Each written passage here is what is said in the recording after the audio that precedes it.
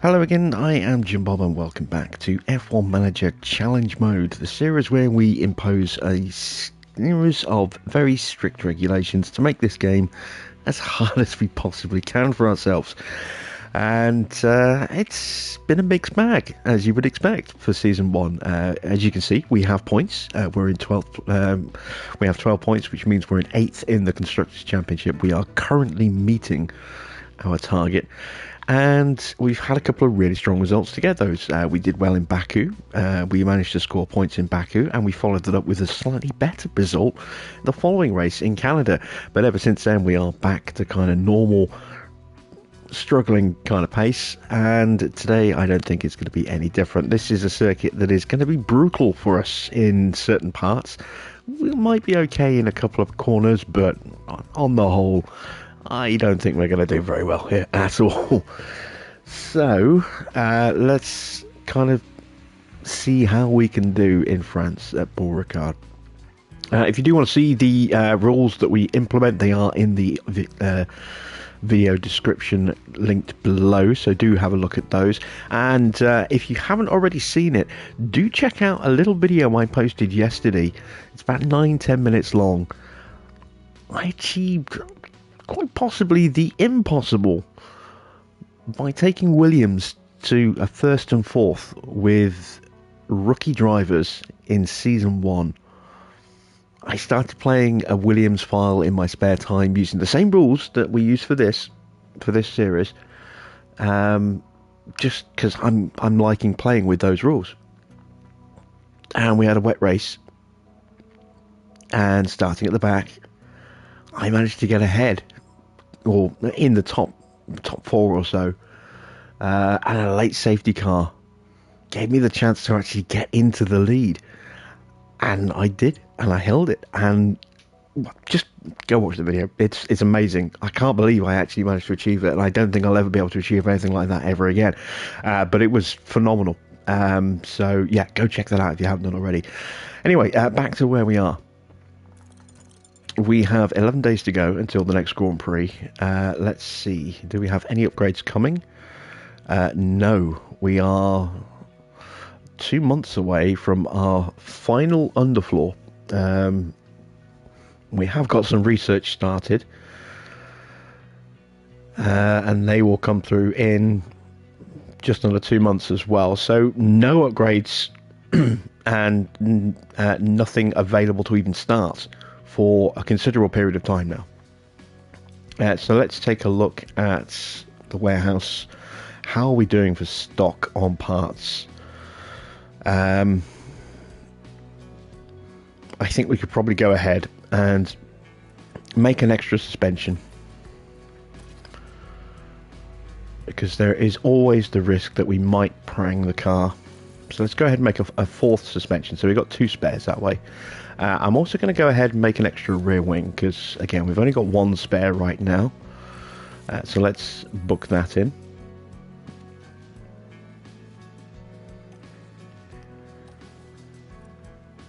Let's see, where is our car sitting right now?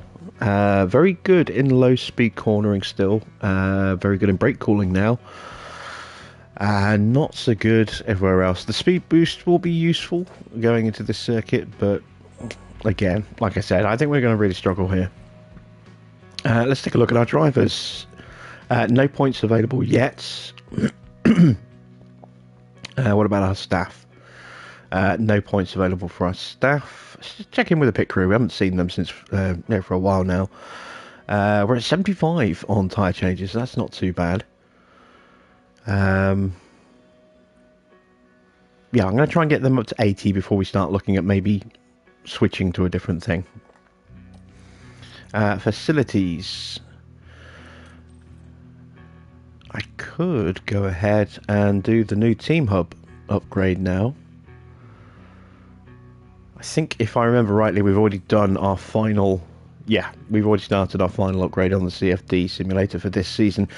So we can't upgrade anything in this category anymore, because we've already done one, which was the design center. This is the second, the one that we're permitted for the season. So yeah, let's go ahead and plonk on the final upgrade for the team hub. Operationally, there's nothing in here really that we need. So I think we're just going to bank the rest of that money. Let's advance time.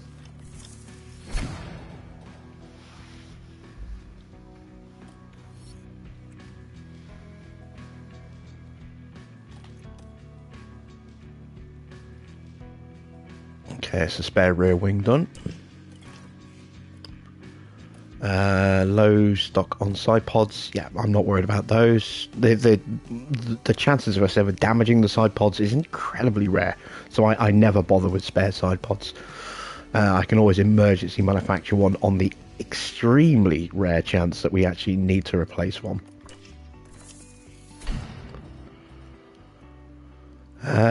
Suspension is done, so we have our extra spare suspension now. Good. We have some regulation result changes. This was points, I believe. I think I voted against this, if memory serves. Francesco Pizzi is being suggested to us. Let's have a look. So, how did the teams vote? Oh, we are changing points. I voted against this, and it was a 50-50 split, and the FIA said, screw it, we're doing it. Okay.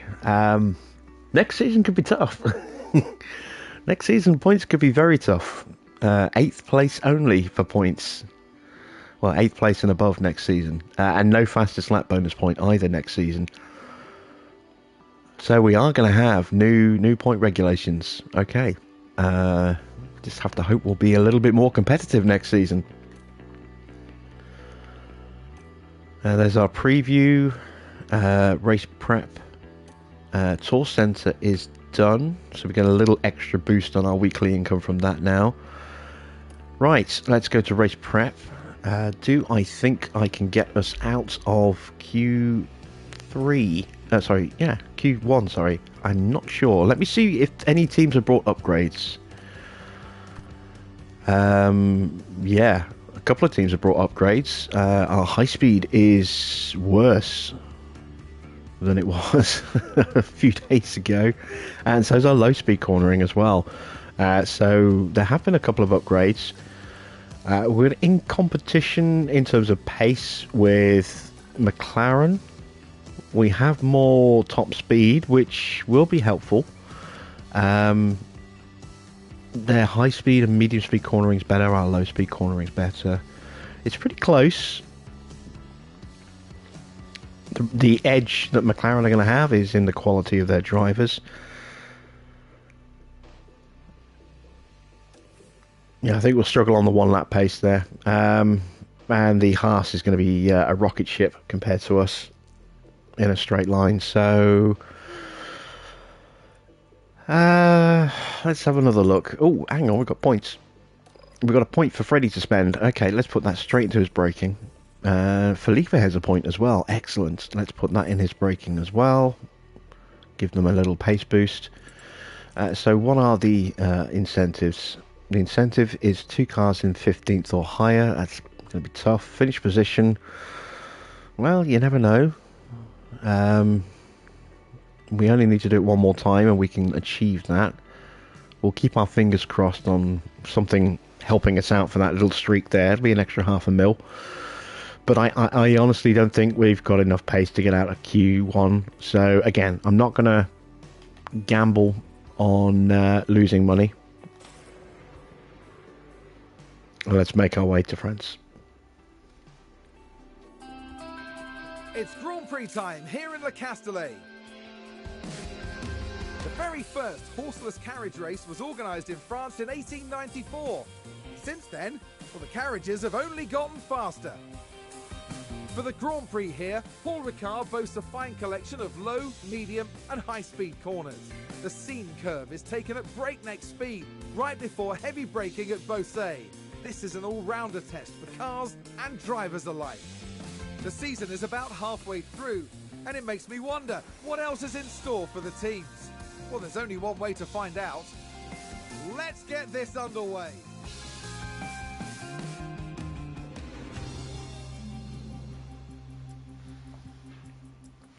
Alright, we have fine racing weather, a little cloudy on Sunday, but apart from that it'll be fine. Let's go into practice. Let's see, engines. Let's start off by putting in the practice stuff. Still got some mileage on that one there. ERS, go back to that one there. We are going to need some new parts for Felipe at some point soon, I think. Gearbox, again, we'll go on to the older stuff. I think I've just about killed that gearbox. I could maybe get one session out of it.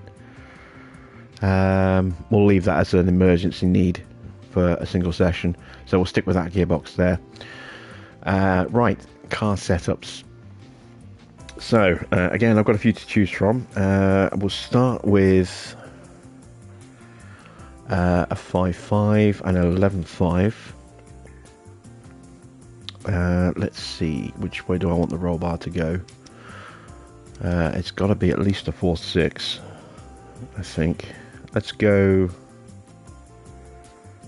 with a 4.6. Let's go 3.4 and a 0.55, and everything is just about in tolerance there. We might end up needing to change the rear wing angle, but I'm hoping that that's going to be okay. Let's see, run time. This is not the longest lap, but it's quite a fast lap, but it's not the quickest lap time. So we're going to go with 17 laps of fuel. And let's throw on try to think about tyres here. What am I going to need for the race? Softs aren't going to work very well in the race. They're going to go off very quickly. This is very much a case of needing mediums and hards for the race, and I'm trying to decide whether or not I want to keep an extra set of hards. I think I will. So we're going to go with softs for this session, and then what we might well do, because we don't really get out of Q1 very often, is actually just use softs all the way through the first two sessions, and then use mediums in the third session, and then we'll carry across an extra set of hards into the race, just to give us a little bit more flexibility if a safety car comes. Our drivers are pretty good at looking after their tyres, so hopefully we won't need them, but you never know. Right, we're going to go in a different direction with this setup. We're going to go with a 6.4. So 5.5, 11.5, 6.4 as opposed to a 4.6, a 3.05 and a 0. So very different in the lower half here. Again, we'll go 17 laps. Let's change the pace on that one as well. Let's check it here. Yes, I did. And we are ready for practice.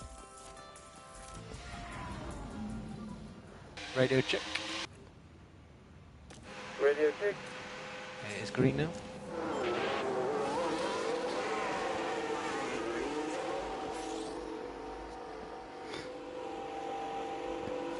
So last season with Williams, we came here and we had the potential for a good result, but we just pushed the car a little bit too hard. We pushed the tyres a little bit too hard, and in the end, we kind of melted them a little bit, and our pace fell away pretty quickly as a result.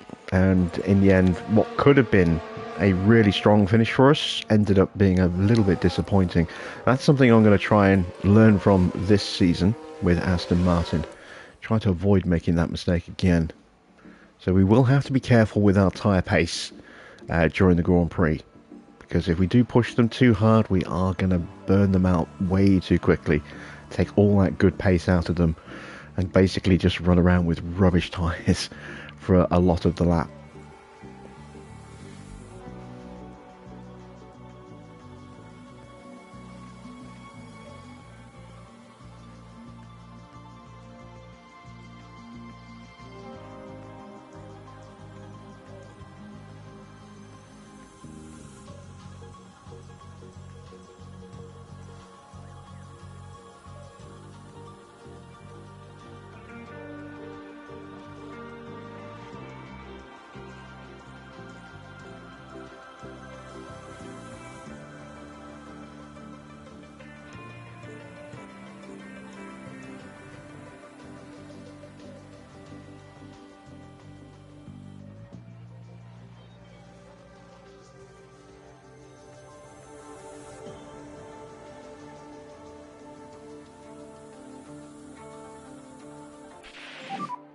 What's your thoughts on coming in or doing any more?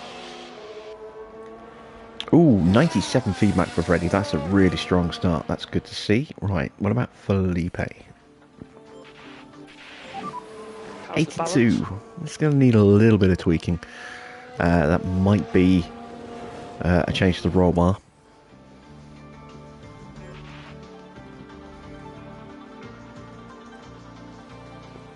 You know, let them finish their runs and then make the tweaks.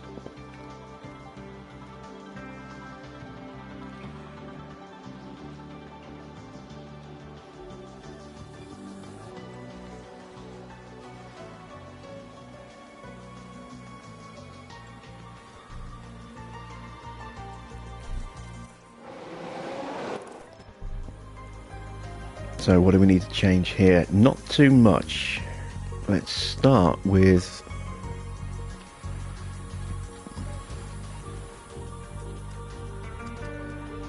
a minor tweak to the camber.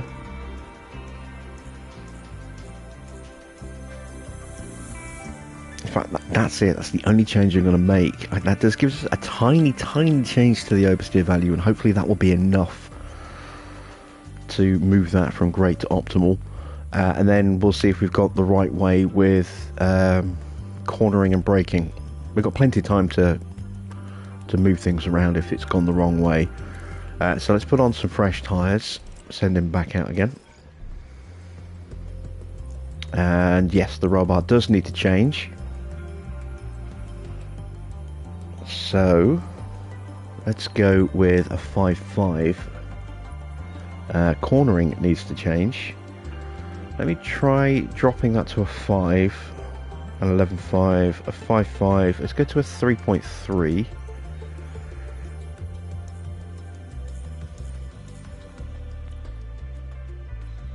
And a 0.25. Okay, that's very close on a couple. It's also slightly off on a couple. Let's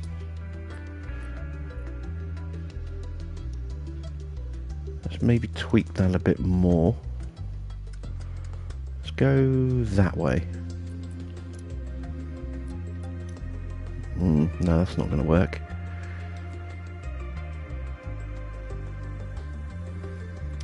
Okay, this was my 6.4, wasn't it? All right, let's go to a 4.6. Let's go to the same setup we put on Freddy's car. So 0.55, 5.5. Let's have a look. So the front wing is good. The rear wing's spot on. Let's make that a little tweak. Let's give that a try. Again, fresh tyres and send them back out.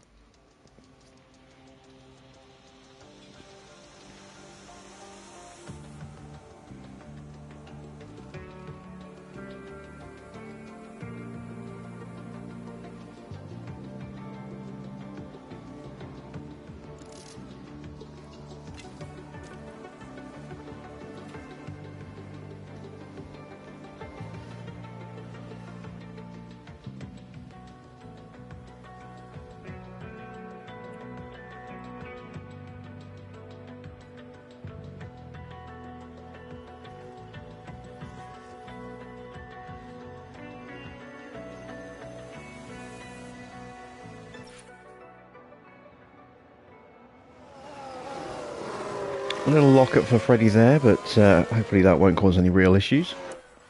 They've locked up and gone straight on. Yeah, it hasn't affected his track knowledge accrual. That's good.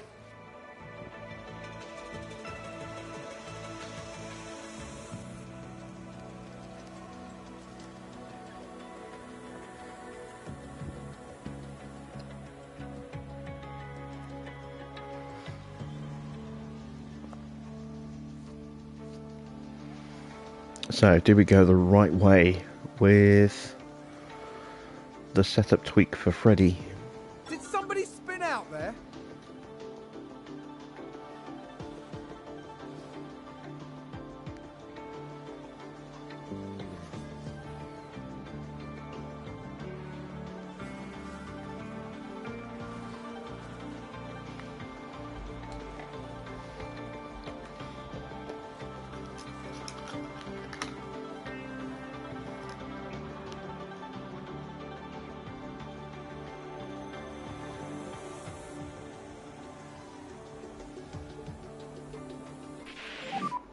what do you think? Oh, we got feedback from Felipe first this time. 97. So, yeah, that was very, very close as well.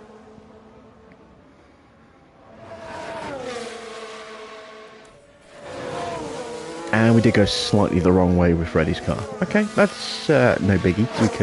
We can tweak that. So a pretty decent first session there. Good track knowledge gained. Both cars in a very strong setup window right now.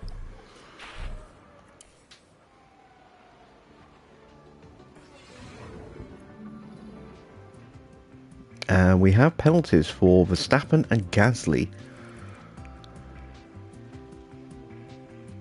I wonder if they're component changes or if they are left over from the last race.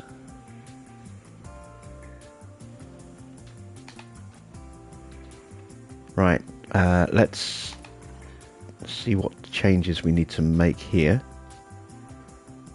Okay, so we got cornering right. Still need to tweak the front wing, so I'm going to go with a 6 on the front wing.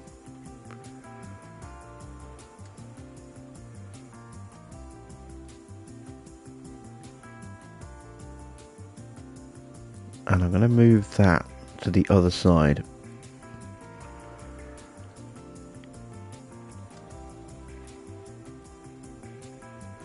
Let's... Oh, is that going to break the traction too much?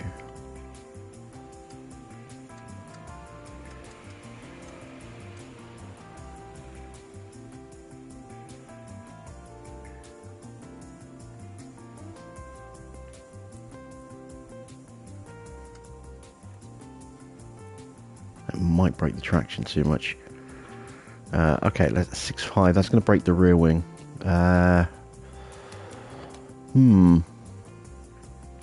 Instead of 3.5,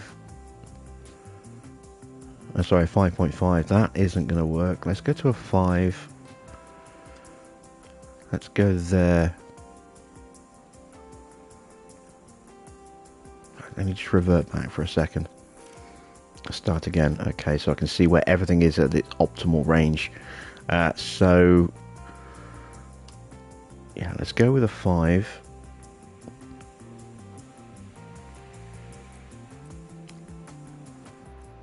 Let's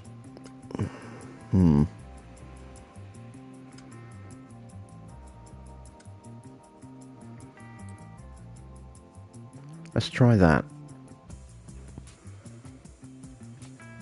See how that works out. Right, we'll go with another set of softs. Like I said, we're going to try and keep a set of mediums for... keep a set of hards, extra set of hards for the race. So we'll do another 17 lap run on this set of softs. Over here, let's see. So cornering is the only thing that needs to change. That's going to need to go that way. And hopefully... that is the only change we need to make. So, new soft selected, 17 laps. There we go, and we are ready for practice 2.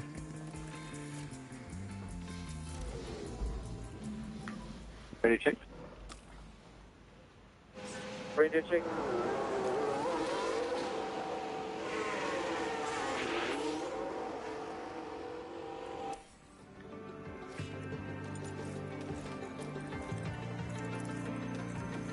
There we go. Right, so a little bit of new Formula 1 news. Nothing massive just yet, but F1 did announce that they are now going to start an official... Well, I say F1. F1 officially hasn't made a statement, but as an organisation, but the FIA president, Mohammed bin Sulayem, has tweeted that that Formula 1 is going to start looking at applications for new teams. So it does actually finally create the possibility, or a stronger possibility, that we might see an 11th or even a 12th team on the grid in a few seasons' time. It means that we could actually see an official vetting program start again, which we haven't seen for a long time. I mean, the last time that happened was Haas in 2016. Obviously, there's been a lot of push over the last season or so from Andretti, trying to say that they want to get into F1, and they keep saying that they're making progress, but nothing's ever really happened. If this process actually starts, which, given Bin Sulayem's tweet, would suggest that it is going to start, it would now be put up or shut up time, basically, for Andretti Global to go ahead and actually lodge an official entry request. But it does also mean another lockup for Vesti. That's 3 lockups now, all on that corner. That's a worry. But it does finally mean that we might actually see official applications from new teams. Obviously, with Honda kind of doing the unofficial U-turn, or the official U-turn of their leaving, which they never really kind of did. It means that we might even see a Honda Works team for 2026, maybe. Obviously, the speculation around Hyundai as to whether they might be interested in joining F1. We know Porsche have been considering joining, but they've been more looking as an engine partner rather than as a team. But you never know if this regulation change goes through. Who knows? We could actually see a couple of new teams, and I'd like to see that, partly because the driver talent pool is so big at the moment, and there's so many drivers who deserve a seat that aren't really getting the opportunity for money reasons. Maybe this will free up the possibility to see some more young, exciting talent with real potential getting on the grid, rather than those who just have a big checkbook. So keep your eyes open and your ears peeled, etc., etc. It's eyes peeled, isn't it? Not ears peeled. But yeah, keep your ear to the ground, and if I hear anything more, obviously I'll keep you guys updated. But yeah, hopefully we will get new teams. Even Farah, even Matthew.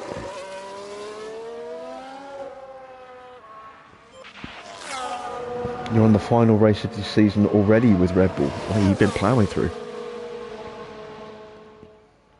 At 95%, we still haven't really gone anywhere with that setup.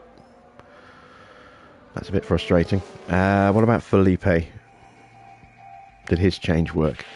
Yes, it did. Excellent. So that's one car taken care of. I'm going to call Freddie in. Felipe, I'm actually going to leave out. Try and stretch him past the half-hour mark a little bit, and then just put him on a longer run in the final session. All okay. Just pit limiter. Just a reminder on pit limiter.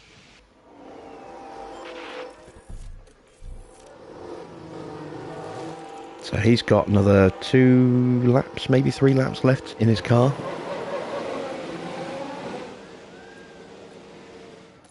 Right.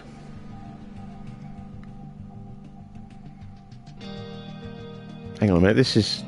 it's done it again. This is the setup which has no changes on it. I hate it when it does this. But it has given me a better window of the front wing angle, which does need to go that way.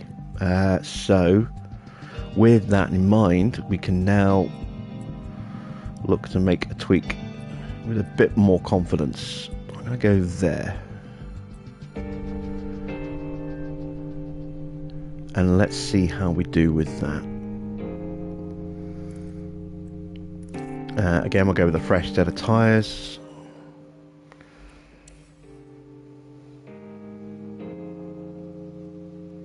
Well done on my pronunciation of Porsche. Yeah, I mean, when I was a kid, they were Porsche. But, I was, what, 9? No, when I was a kid, actually, the street I used to live on, someone about 6-7 doors down from me had a Porsche 911 Turbo. I was just, fascinated by that car. Black with a huge, rear spoiler. This would have been in the 80s. It was a glorious looking car. And I always thought it was Porsche when I was a kid, but, as I grew up a little bit more, I realised it was actually Porsche. It's quite interesting. We still call BMW, and even though petrol heads and language specialists will know that's actually pronounced BMW, I don't think that'll ever catch on in this country. It'll always be BMW. It's just one of those one of those things, I think. But yeah, a lot of people still call it Porsche, but there are a lot of people that call it Porsche now. Right, we can send out Freddie. Felipe is going to stay in the garage for the second half of the session. He has done enough running, I believe.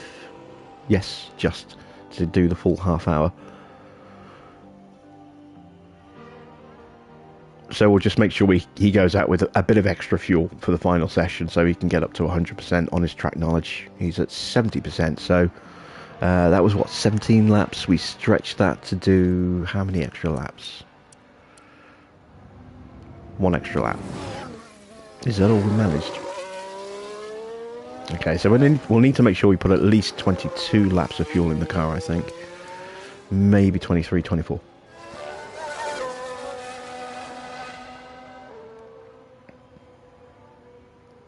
Matthew saw the video of the Williams save with Piastri and Doohan, and of course Yuki had to get in the way. I knew you were going to say that. As soon as I saw that question, I was like, yeah, he's going to blame Yuki. But yeah, Yuki didn't get in the way at all. And you can see that even with a push and with DRS, I still only just... Well, actually, no, I didn't have DRS on Yuki coming out of the pits, I don't think. I'll have to go back and check the footage to see if the flap opened or not. But even with push and battery deployment, I still only just managed to get past him in terms of pace. That was... That video clip just...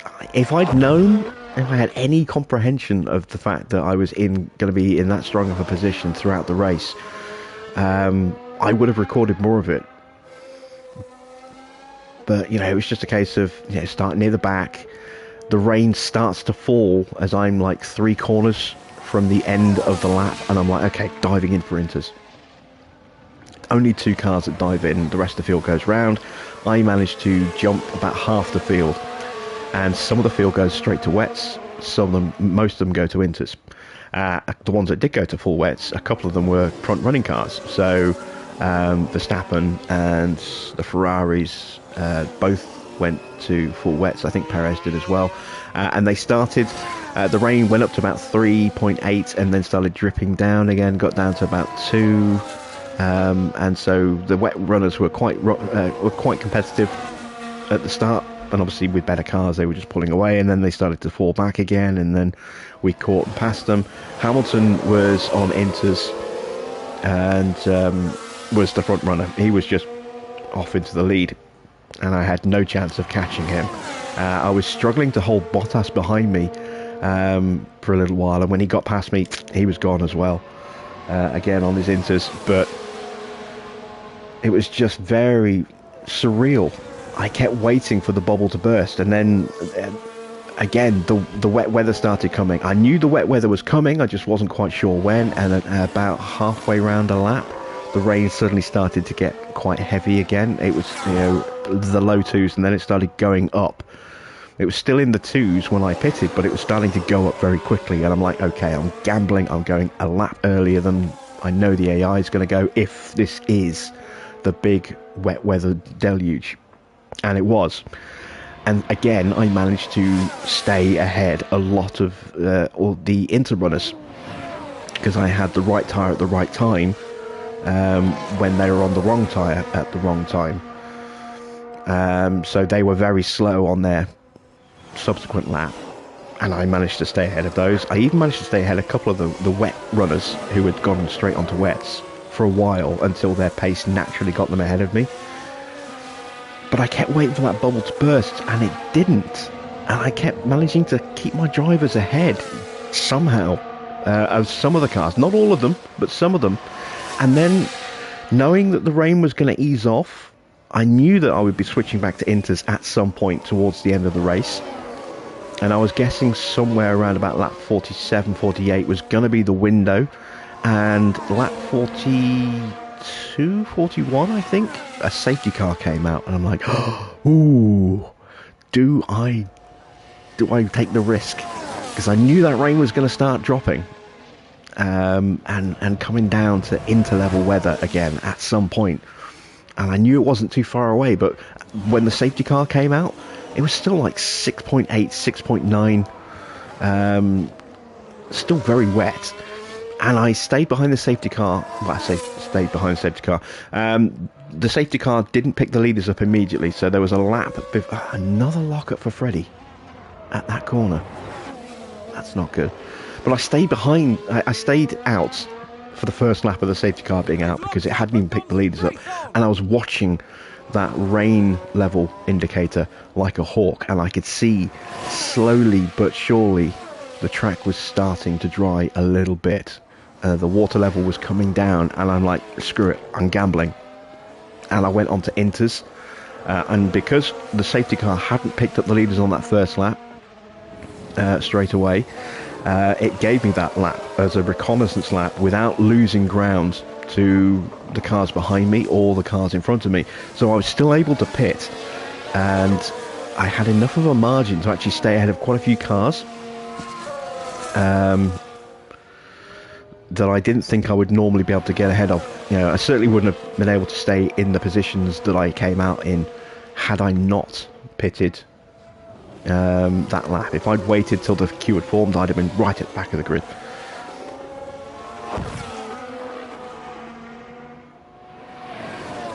So I gambled and I pit for inters when the track was at like 6.2, and all the way around the safety car, you know, the queue formed up, and then the lap cars could unlap, and I was just praying that that safety car stayed out and out and out, and then it came in, and the track was about 4.8, 4.7, 4.8, something like that.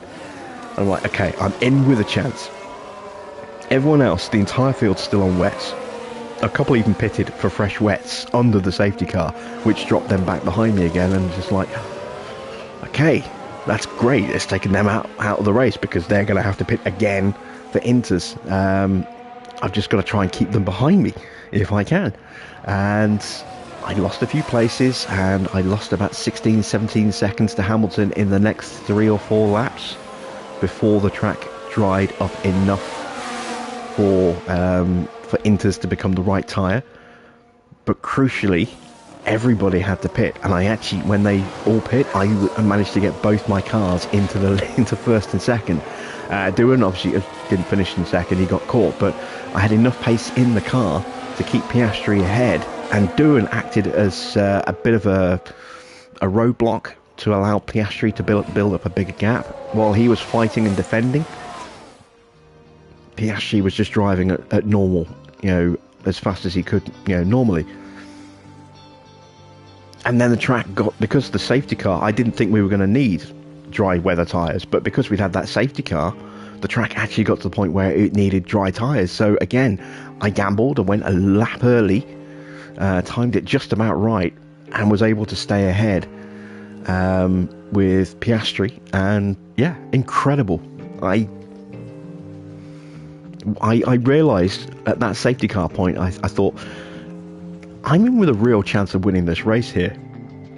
And when the rest of the field pitted to inters and I came out first and second after that round of pit stops, I'm like, I need to start recording this just in case.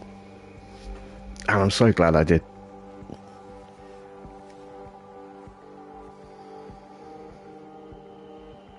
I can I said, I don't think I'll ever be able to achieve that again. That was just What's phenomenal. your thoughts on coming in or doing any more? Well, there we go. Freddie is maxed. We're going to call him in. And we are in very strong shape going into FP3.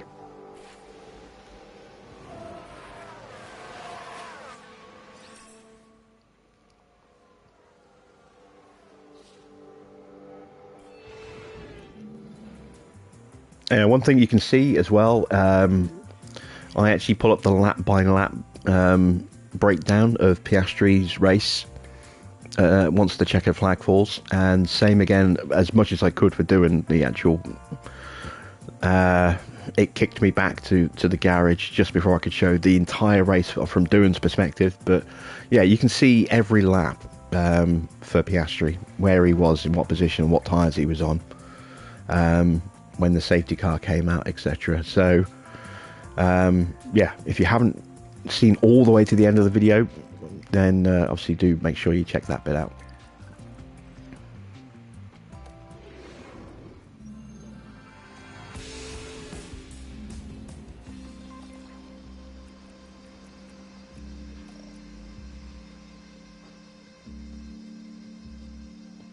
Okay, so we have a 100% setup there now. Let's go to mediums for this session. So we're going to go with 20 laps. It's probably a little more than we need, but I just want to make sure I've got enough fuel. We need more than that for Felipe. I'm going to go with 24 laps. That should be more than enough. But again, we can always extend his stint by a lap or two if we need to. Let's go to practice 3. Ready to check? Ready to check. Green light, green light.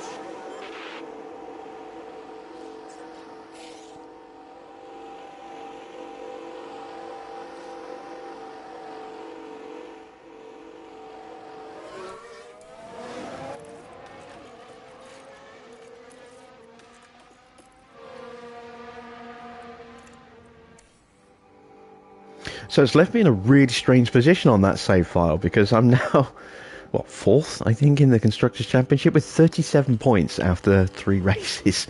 I'm easily going to, achieve my target of 9th in the Constructors, and we've just had regulation changes for the following season, which is going to affect every part of the car, with 10% cooling changes and 30% airflow management changes. So I'm now in a position where, do I just bin off development for the rest of the season and just make next season's car as good as I possibly can? I don't have to worry about results at all for the rest of the season. Or do I keep trying to improve on that, and see if I can pull off another miracle at some point? So yeah, I'm kind of stuck in limbo as to what to do now with that career. I'm going to have to think about it for a bit before I make my decision.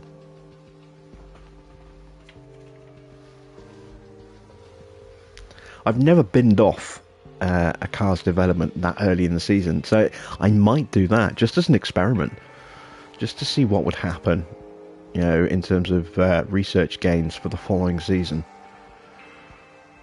Just not do any more upgrades. I think I've still got, because I've only done 1 upgrade on the car.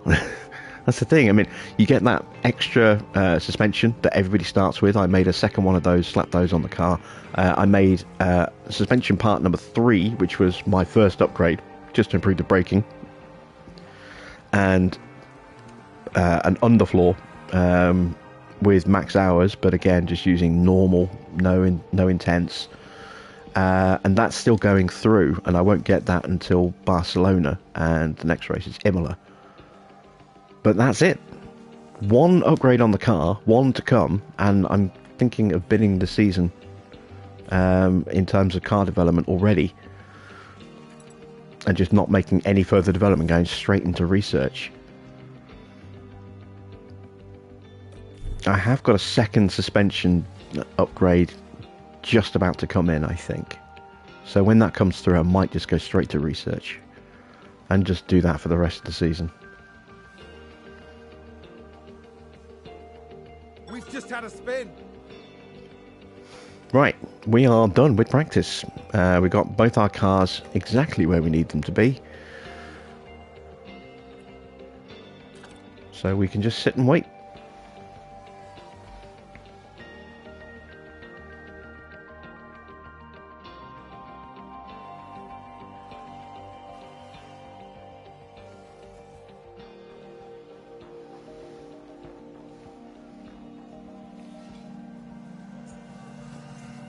I wonder what kind of pace we're going to have. It's looking pretty close. Again, it's practice time, so we can't read too much into it, but it's looking pretty close between the McLarens and Tsunoda and Schumacher. If we can get in amongst that... Yeah, they're all separated by just a few tenths. Again, we don't know fuel loads, we don't know tyres, and I'm not taking the risk of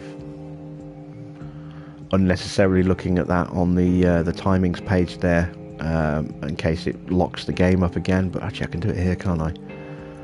Let's have a look. We've just had a car run wide. So Ricardo's and Hards, but Norris, Tsunoda, and Schumacher all running softs, and you can see the lap times are all pretty comparable.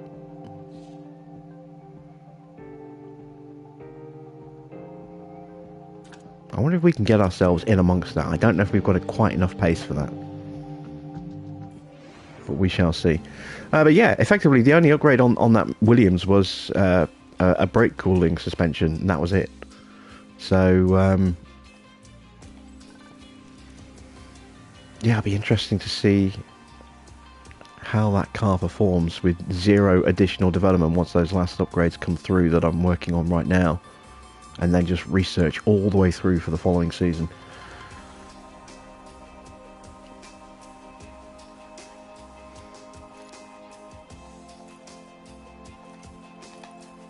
Right, quali time. Let's put some proper parts in the car.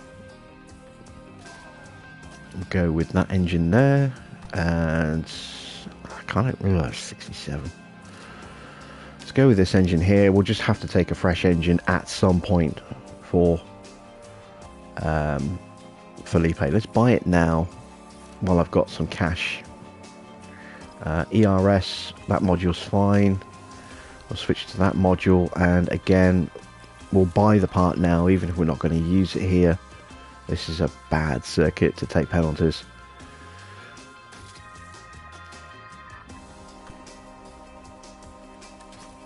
%. Ooh, yeah, should be. Well, if I have a shunt, that's going to potentially damage the gearbox and put it into the danger category. We'll stick a new gearbox in. I can't buy a new one yet, but we'll get that as and when we need it.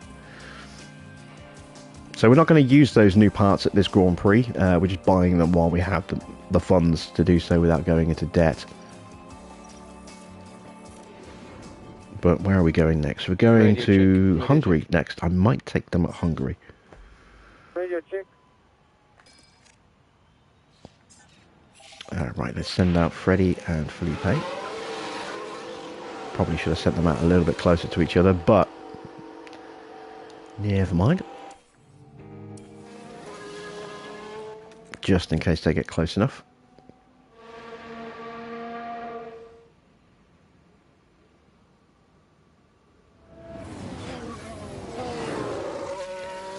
You see research as a way of trying to negate the regulations of next season. Yeah, no, that's exactly right. Research can get you good gains, but if you're using intents, then in terms of part development, and there are no regulation changes on a particular part or a feature of a part, you will get more from more expertise gained by just doing intents. It also depends how many engineers you're doing as well. The more engineers you use, the less expertise that you gain. Not sure what the actual breakdown is per engineer, but yeah, I mean, well, according to the game anyway, the more engineers you use, the less expertise you gain. But Yeah, you'll get more from research if you've got regulation changes than you would car development. But if it's a season where you got little to no regulation changes in terms of car parts, it can be better to just keep developing the car and not worry about research, or only research the one or two parts that might be affected by the reg changes, and just keep developing everything else. You can probably gain more on the car that way than you could with just research. I like to try and strike a happy medium between the two, cover all bases kind of thing. But again, it all depends on what regulation changes you've got next season. Given that I've got a season with Williams that is going to affect every single part of the car, it's going to be a very research heavy season. I'm not quite sure what the reg changes are on this playthrough. I can't remember what we've got for next season. But if it's a lot of parts, then we will need to do a lot of research to, to offset, the losses that we'll make.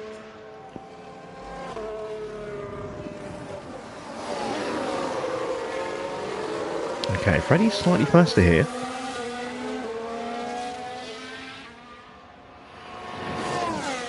Let's see what he can do in the second sector. Yeah, Felipe's a little bit quicker in the second.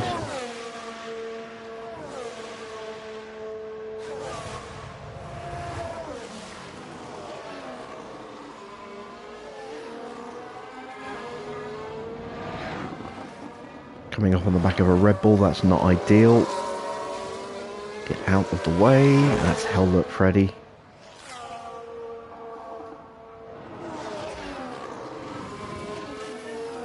And is potentially holding up Felipe. Yeah, it's holding up Felipe as well. Great. Great stuff. Fantastic. No, we were going to make a second run at the end of the session anyway, but it does mean I don't actually know what my true pace is going to be.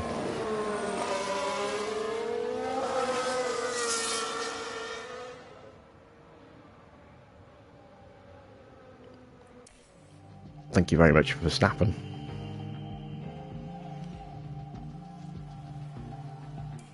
Right, let's put on fresh tyres.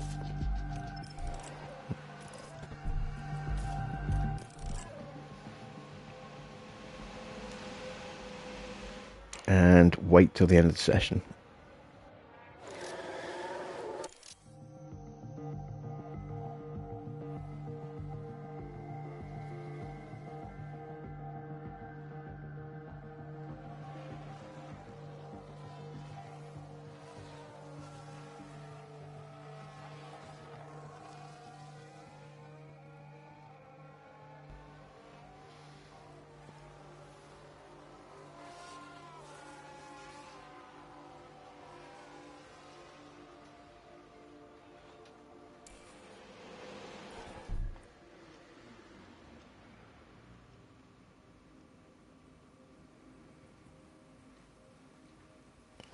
Do I try and squeeze a driver out now? No, I'm going to wait till the end of the queue and send them both out nose to tail, I think. I don't know how much time I lost behind Verstappen there, but I'm guessing it's enough to at least jump Schumacher. Schumacher's going to improve on this run. My guys are going to improve on this run. This is a question of how much.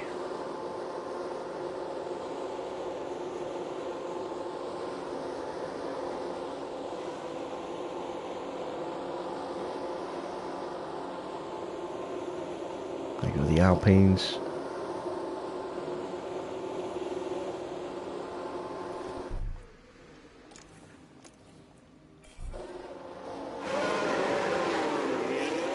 There we go, got both my guys out ahead of one of the Alphas, I think, or maybe behind both Alphas. Yeah, behind both Alphas, but ahead, crucially, of both Haas cars. So, if they are faster than me, I can stop them from going faster than me. Which driver's in front? There we go, yeah. I forgot I marked it, so Felipe is automatically pulled over for Freddie. I don't know which driver is actually going to be quicker. I think it's probably going to be Freddie that is slightly slower.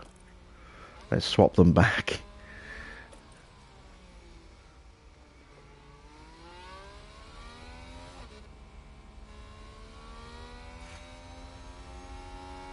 Oh, we've got a spin.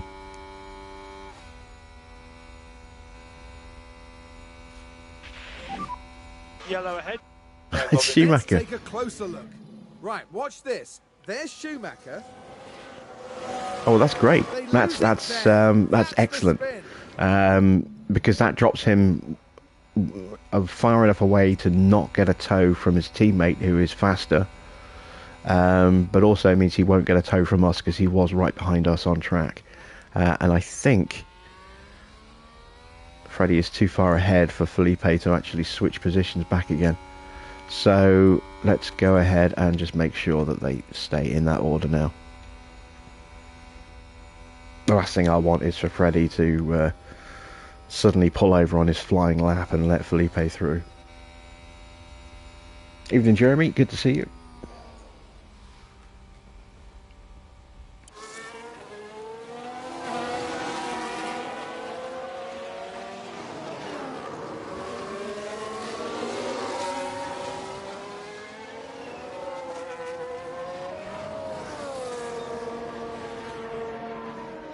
Right, so how much time did Verstappen cost us on our first run?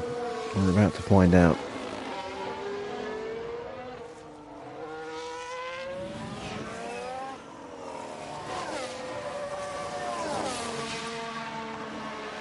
Another spin?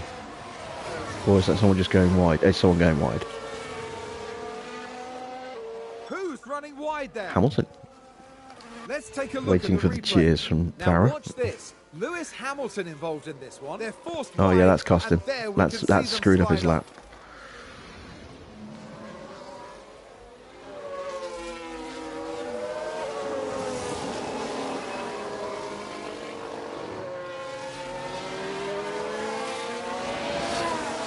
No!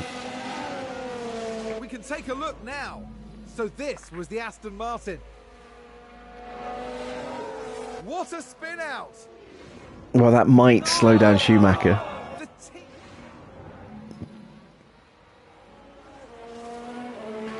team... Is that... No. There's Schumacher. Ah, nuts. I didn't even get to slow him down.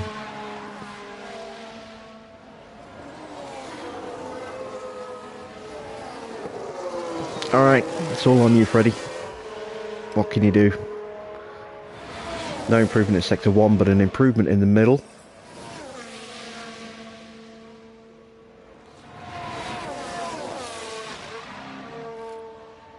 Oh, and he's run wide as well. Oh, God, neither of my drivers wants to qualify well here.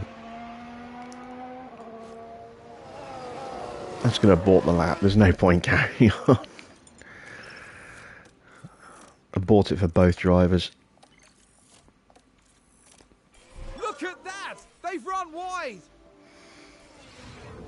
So I still don't know exactly what my true pace is going to be. That's disappointing.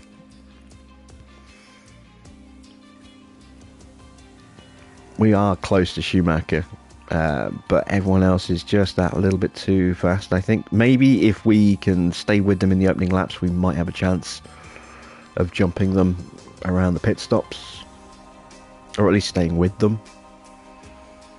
Pull away from Mick, maybe. Tension continues to build here as race day begins. There was some good work from Aston Martin during the qualifying session, and they No, were there going wasn't, to the grid Karoon. full of What are you talking about? McLaren did a decent job during qualifying. This is a solid grid position, and it certainly has the potential to lead to good race results. And the sun is shining bright here today. This is perfect weather for teams and drivers alike to show us what they're capable of. Absolutely right. So brace yourself for a fantastique conclusion to the French Grand Prix. It's not fantastique, it's fantastique. If you're going to do French, do it properly.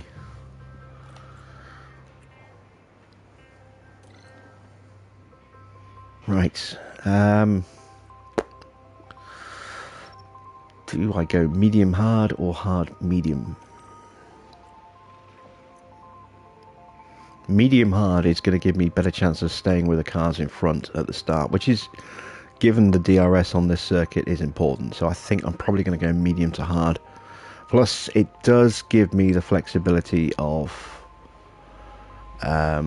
switching to another set of mediums towards the end. If we get an early safety car, then I can look at maybe switching to a medium soft. Let's queue one of those up just to see what it looks like. I do have enough sets of mediums for that.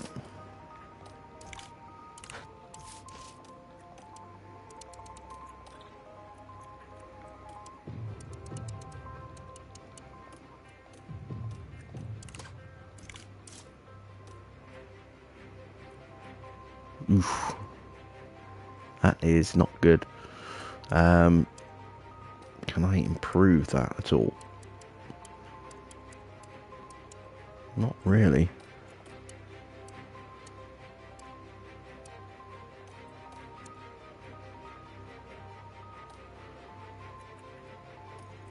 Well, we have that option as a backup in case we get a very early safety car. We can go onto a second set of mediums, or even go, I don't know, it might be better to just stay on the tyres and stay on a one-stop and just protect them. I don't know, I'll have to think about that. We're definitely getting lapped once, but I don't think we're going to get lapped twice. I'm hoping we're not going to get lapped twice. So I'm only going to take the one lap of fuel out. This is quite a high fuel burn circuit, so fuel recovery is going to be tricky, which is another reason why I'm only taking one lap out. Yeah, we're just going to go with that and see what happens. It's sunny and bright as the drivers line up on the grid. Taking a look at the Aston Martin. They're starting in the bottom half of the grid today, so there's a lot of cars between them and the podium. There's the second Aston Martin. With their starting position in the back 10, they'll have their work cut out for them. Will their hard work pay off today? And here we go with the French Grand Prix. And it's lights out, and away we go. Alright, what kind of start can we make? What tyres is everyone on? So we've got a lot of cars on hards in front of us. Ooh, a lot of cars on hards in front of us. Okay, that's going to make it easier to stay with them, but it does mean they are going to have a pace advantage in the second half of the Grand Prix, which could be tricky. Albon looking quite racy. Trying to get past us there. I'm going to go aggressive. Oh, wrong driver. So use energy if you need it. Oh no, he is ahead. Going to go aggressive on the battery right away with Vesti.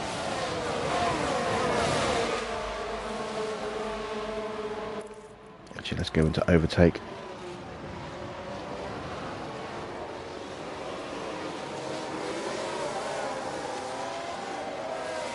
Overtake is better for long, straight, flat-out acceleration areas. But if you've only got a short straight, or you've got corners that you want to keep the pace up through over an extended period, then you definitely want to be in deploy instead. Now I'm going to switch to deploy. You can use energy. Oh, we got! Oh, damn it! Is that a retirement? It's definitely a puncture. Sounds like a few cars have crashed. It's out. And we have got a safety car. Okay, so I want to see, actually.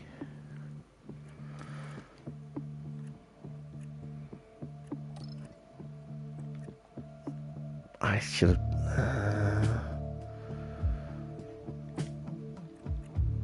where's all the rest of the strategies? Okay.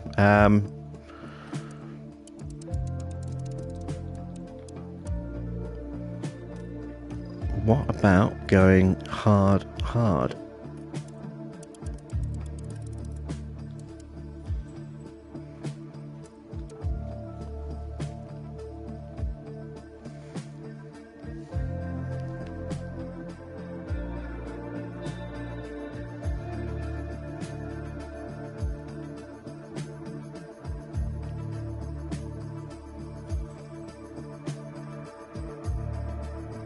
Okay, so let me create that as a strategy, and now if I go, this will give me an idea as to whether or not this is going to have better pace. If I go hard, medium, and see what the time difference is.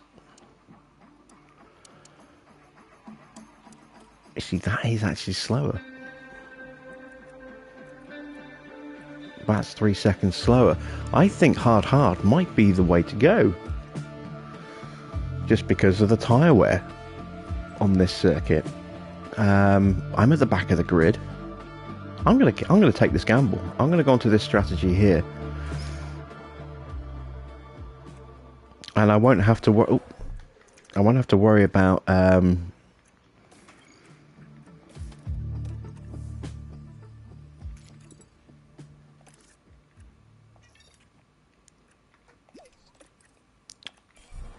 switching onto another compound for the second stint. Oh, I've gone past already. Damn it.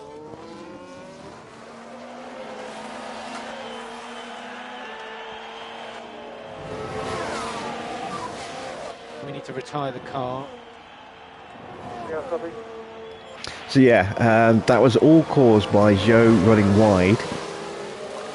Norris jinked to avoid Joe coming back on as we were overtaking him. He hit us, and that sent us careering into the barrier. Not great.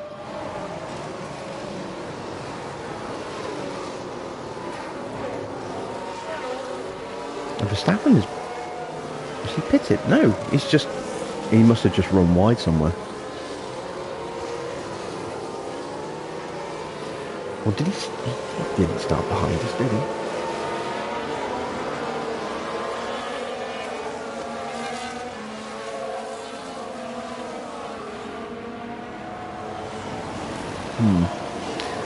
Evening, Mr. Water. Good to see you. So Norris, I was going to say Norwich for a second then. Norris and Vesti are both out. So we're down to just 18 cars. We're going to be 18th after our pit stop, because by the time we get to the pits, Joe will have caught the train. Hopefully the safety car goes for another lap. If it doesn't, I'm going to cancel the pit stop. And we'll stay as we are. But yeah, annoyed that it wouldn't actually pit me when I wanted to pit.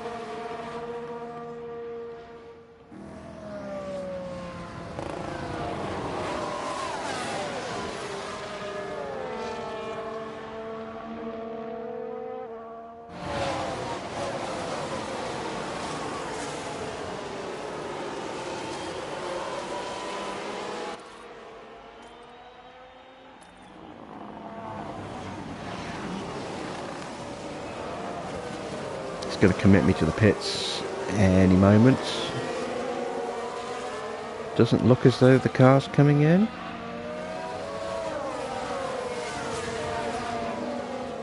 Yeah, no, it's staying out. Good, good, good. Okay, so yeah, we're going to try out this hard strategy. Copy.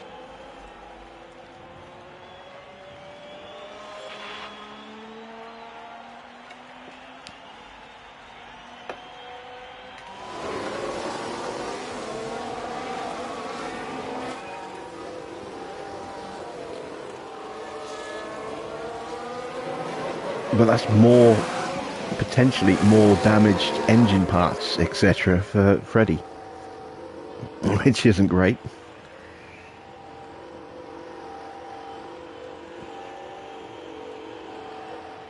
We've already had to buy him one round of new components, so I don't have to do it again.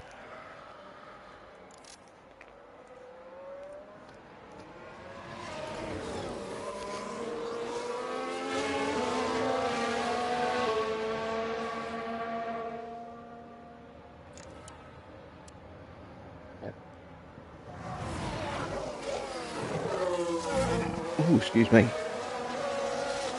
Season done, 17 wins from 22. Yeah, it's amazing how much you can win when you're in a Red Bull.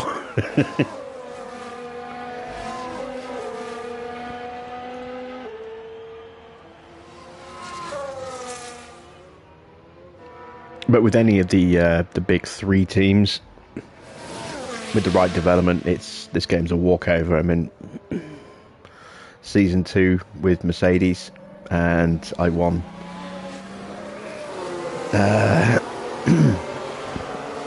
21 of 22 races, I think it was. Hamilton won 20 of them. Schumacher got 1 win.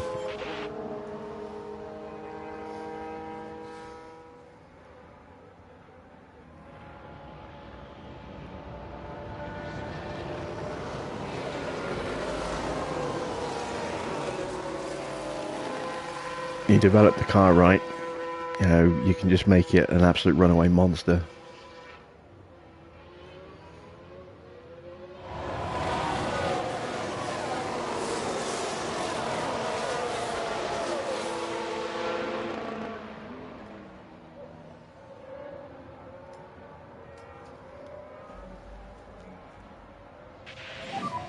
And when we restart, overtaking will be from the control line. Okay, copy.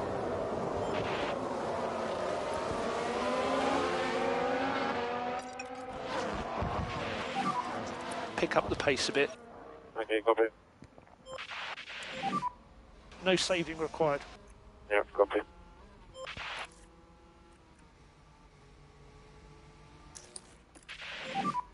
Use overtake. Copy.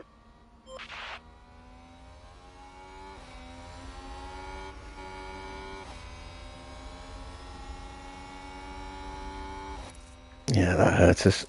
That was a bad restart. This is good, come on.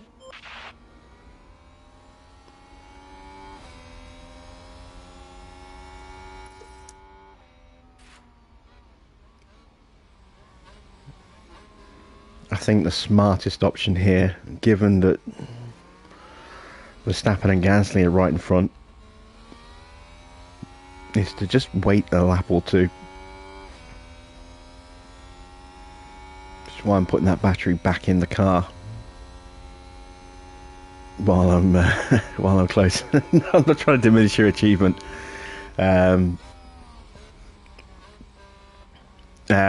More what I'm trying to say is that I know that you're on your PS4 version right now and you're doing it just for your platinum, but if you are going to play as a top team when you do your PS5, you have to implement some kind of challenge rule system, because it will be annoyingly easy once you are one or a couple of seasons in, to the point where you'll be half a second a lap minimum faster than the rest of the grid.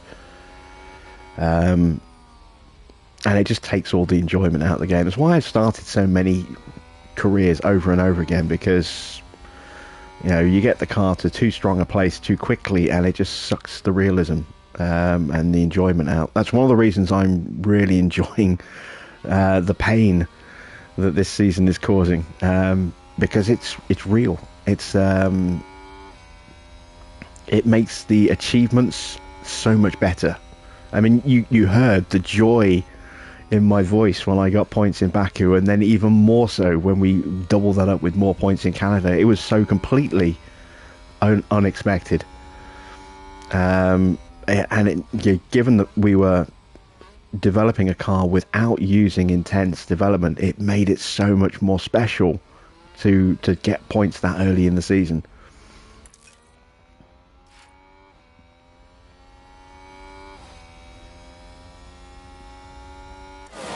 So yeah, I would strongly recommend that if you do want a long-term career with a top team, you have to implement some kind of challenge into it by limiting your development, by changing your driver lineup to younger drivers. Maybe go down the route of replacing your staff with regen staff and only hiring regens, rather than established F1, existing F1 staff. Just something like that. Give yourself a bit more of a challenge. Because if you've done a lot of heavy development on that car, Season 2, you'll be brutally fast.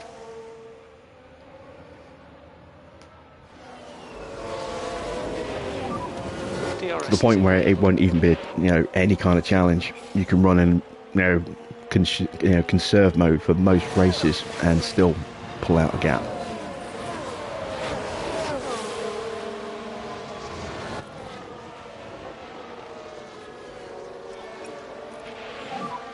Save fuel. Yep, copy.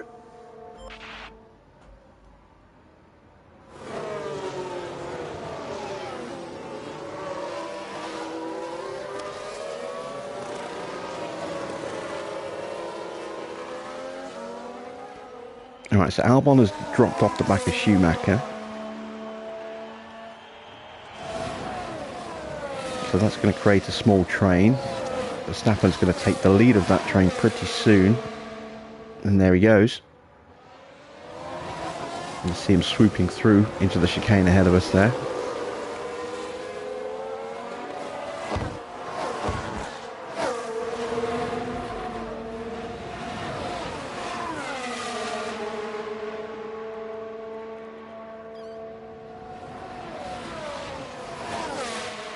So we need to pick our moments here. Straight line speed against Gasly and Zhou is not going to be easy at all. Those cars are both going to have a higher top speed than us. They are kind of being held up by the Williams drivers at the moment.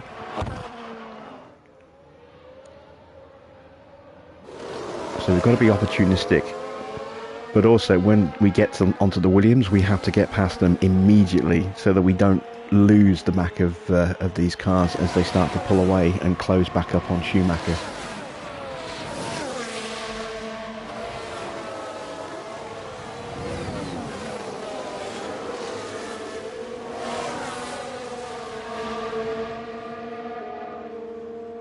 I think I might try and overtake deployment in this DRS.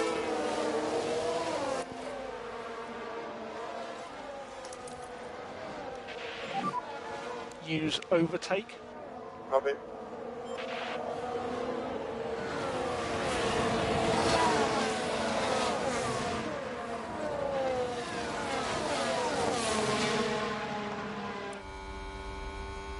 You can see, even using battery like that, we're just slow. We don't have the pace of Zhou, who's able to use that slipstream as well as his DRS deployment to just fly. Well, not fly, but, out-pull us. Got to run on him here, potentially.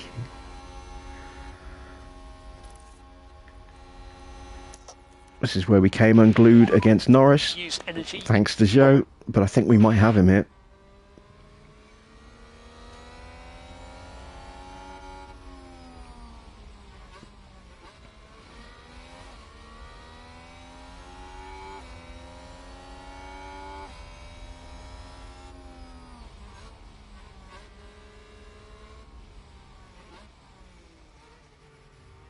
Alright, we need a good move here on Latifi. We are side by side with Zhou at the moment. This is good.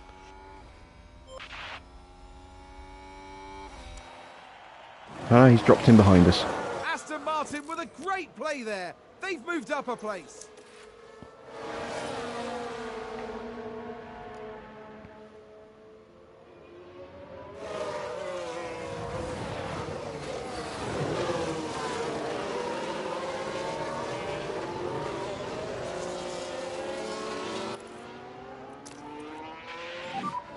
Energy if you need it. Yeah, copy.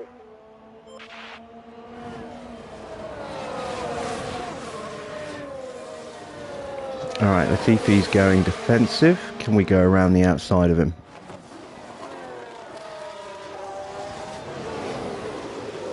Again, we're just struggling on the straight line speed. We might get him here though.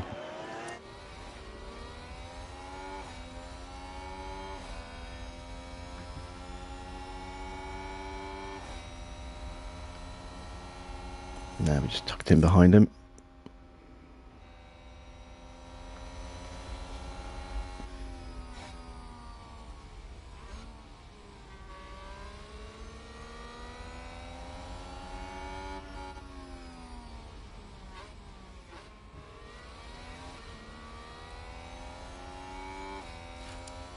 Oh, big crash.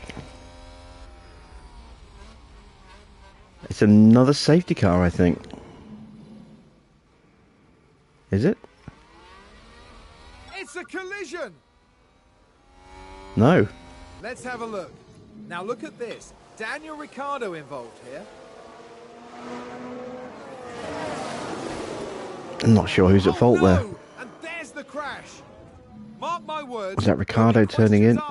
No, it was Tsunoda hitting Ricciardo. So Yuki doing a Yuki, kind of.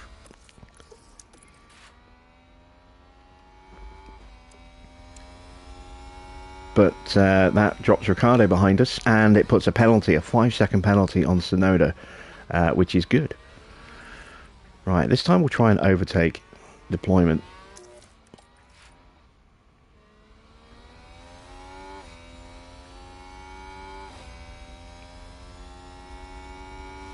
We're not close enough here, but maybe coming out of the chicane we'll have enough of a run to get up the inside of one of the two Williams.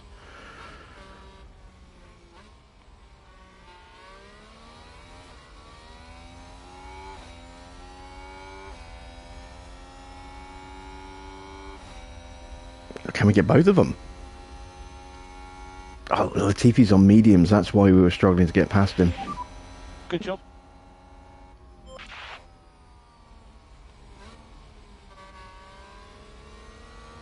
Looks like Aston Martin have just gained a race position. Still fighting with Albon. Let's focus. Oh, we lost the place. Can we get it back?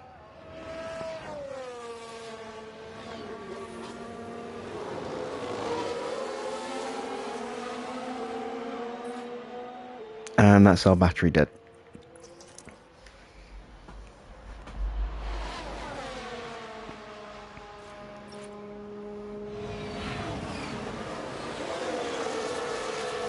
So Tsunoda and Ricciardo both in the pits. Tsunoda actually serving his penalty early. Doing a good job, keep pushing.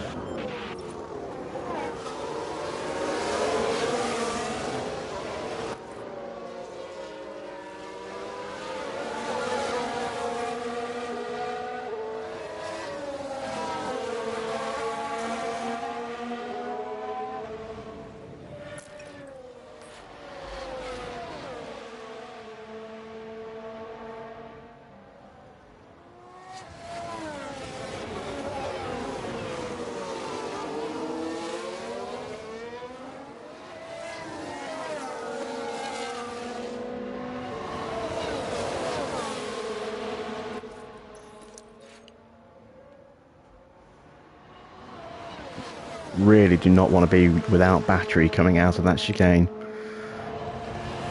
That's a prime overtaking spot. If you have no deployment, you're going to get past if they're someone right behind you.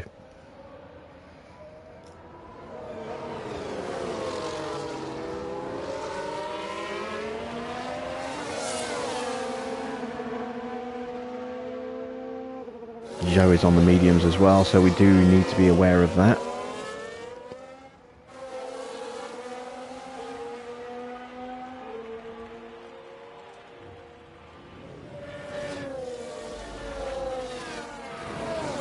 And you can see how far behind these two Williams have dropped from Schumacher already. Yeah, I knew we were going to struggle for pace this weekend, but I didn't think we'd be this far off the pace.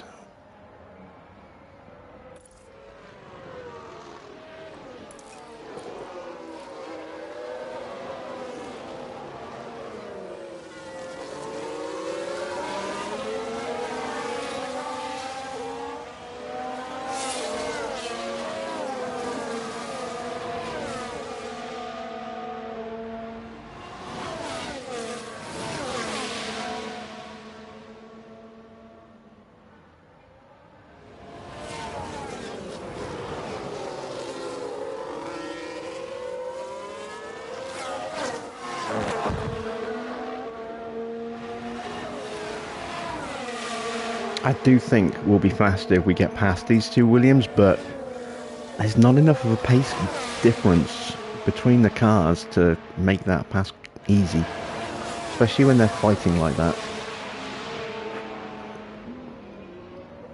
We won't be much faster, but we would, I think, be a little bit faster. I think we're being hurt by our dirty air performance a bit here as well. So yeah, I think getting ahead of these two into clean air will help us be able to extract a little bit more pace out of the car, but it's just going to be tough to get there.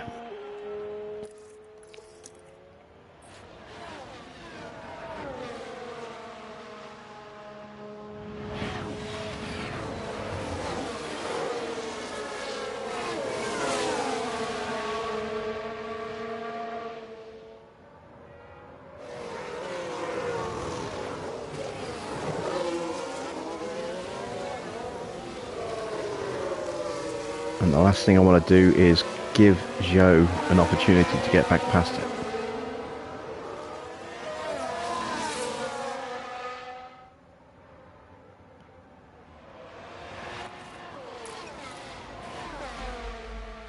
Trying to pick my spots to put some battery back in the car.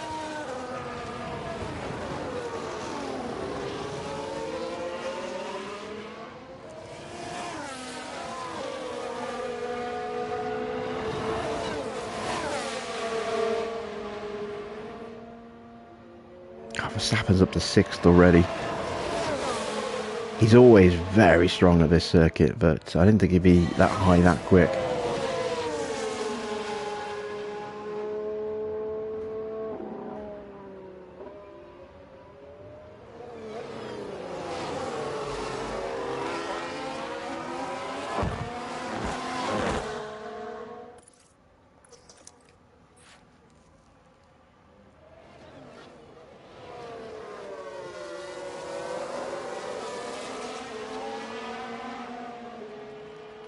Alright, let's take a look at tyres.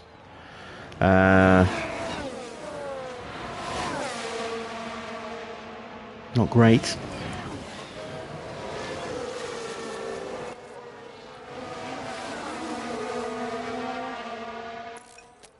I'm in danger of getting dropped here.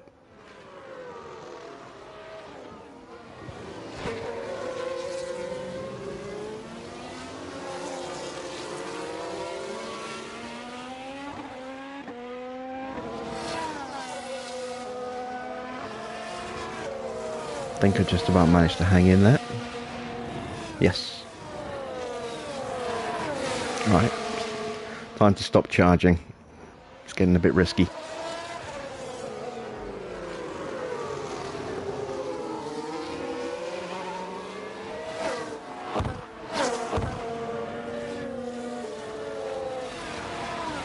If I can at least get ahead of the Latifi, then I can start trading positions with Albon.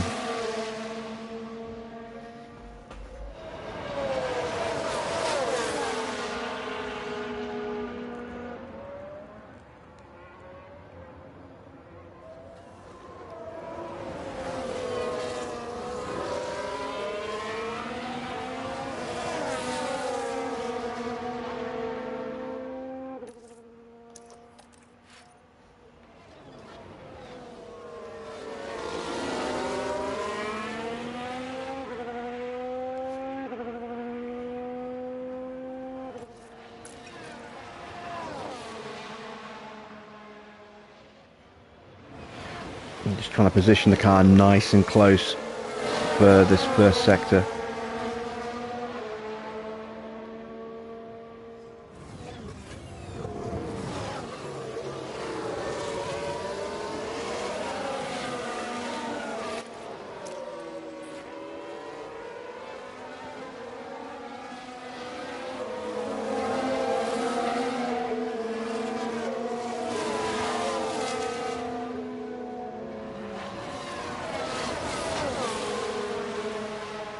Can I get him here?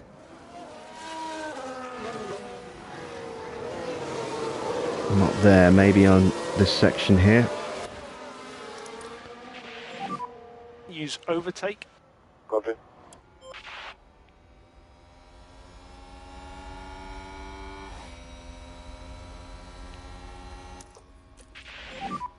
Energy if you need it. Full firm. This is good. Come on. Gonna run out of battery again here.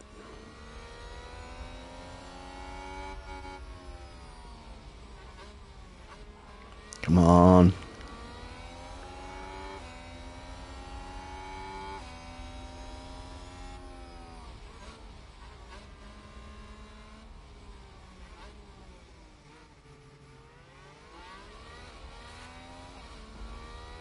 That's it. No more battery. Maybe Latifi might get dropped here though. Probably not. No. You got Jurassic Evolution 2 Deluxe. Yeah, I saw that on the store on sale. I have actually recently picked that back up again and started playing it again because they've had some good updates. Some good free updates alongside the expansions that they've done. I haven't bought any of the DLCs because they're expensive, and I'm going to wait till they bundle them together, I think. But that's a good game. It built on the first one. For the most part, it's a better game. There are a couple of little bits where it's better in the first one. Mainly the terraforming. You can do a lot more with the terraforming height differences in the first game than you can in the second. But yeah, it's good. It's a very good game.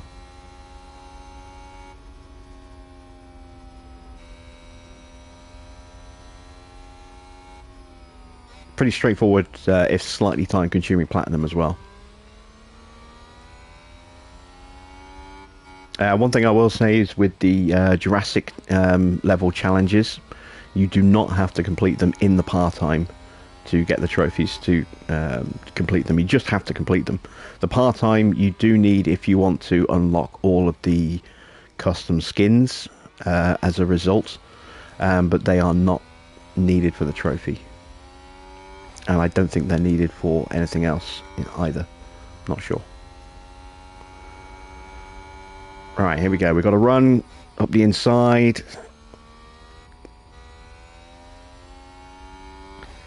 We're just out of range.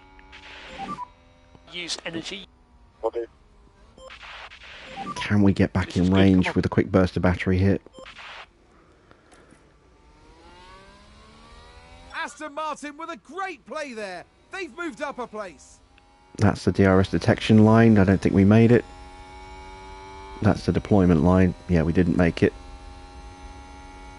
Can we at least stay ahead of Latifi though? Yes, we can. Right, let's see if we've got enough pace to close up Albon. What always annoys me is that they put the deluxe edition on sale a lot. I've seen it on sale a lot over the last 12 months. Yeah, copy. Let's see what happened there. But the deluxe upgrade, which is like 15 quid, because I didn't get the deluxe edition when I bought the game. I just bought the standard edition. Very rarely ever goes on sale. When it does, it doesn't go on sale for by much. It only saves like 2 quid. I would like to see that much cheaper, because I want to buy it, but you know, I don't want to pay through the nose for what is just an extra couple of 2 or 3 dinosaurs. I've never found a lot of value in the dinosaur packs for the Jurassic games. Campaign stuff is different, but yeah, the actual Dino DLCs themselves, never really found much value in them.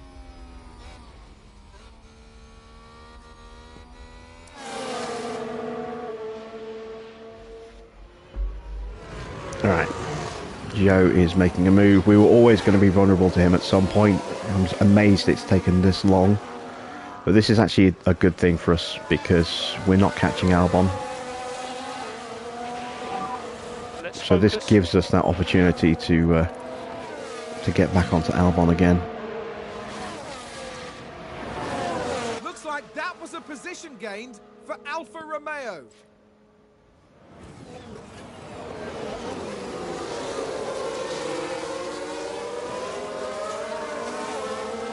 Just got to be careful I don't get dropped by Joe here. I don't know how much faster than me he is. But I do need to get battery back in the car.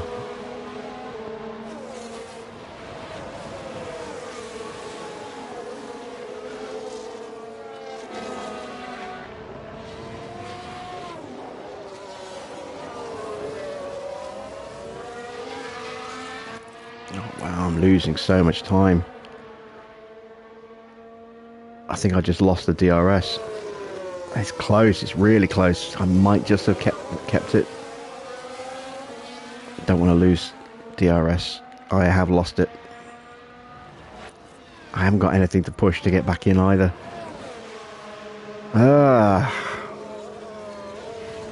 Pace of that car combined with medium grip.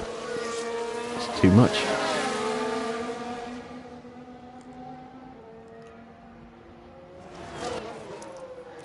Maybe I can get lucky.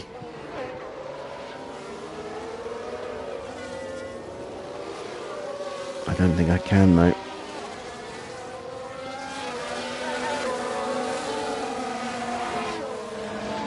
I just don't have the battery I need to push to close back up.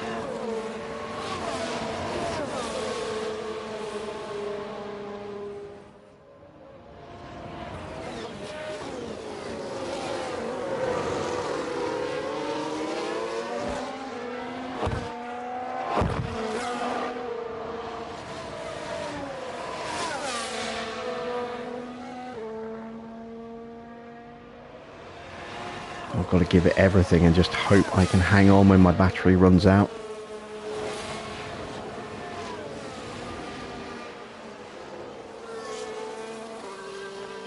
If I can break away from Latifi as well, that would be excellent.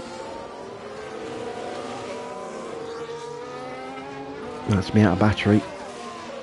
Is it enough? I don't think it is. Oh, maybe. It's so close. It's so close. Oh, we made it just. But Joe got DRS as well, and that means he's going to be way too fast, I think. Oh, no, we didn't.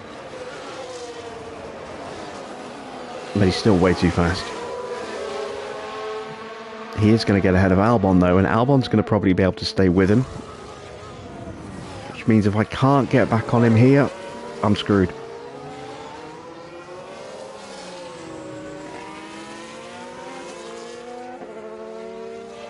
Again, it's really close. I don't think I made it. I think he did. No, he didn't make it. Okay. Whew. But he will this lap. I just don't have any pace.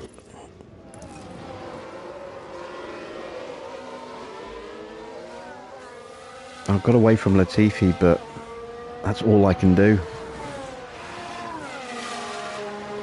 All I can do now is just stay in neutral, so I've got enough battery to get around a lap each lap, and hope that those two scrapping allows me to close the gap back up again, because I can't push. I've got nothing to push with, apart from maybe a little bit of fuel, but I don't really want to overstress the tyres. I've got no choice at this point.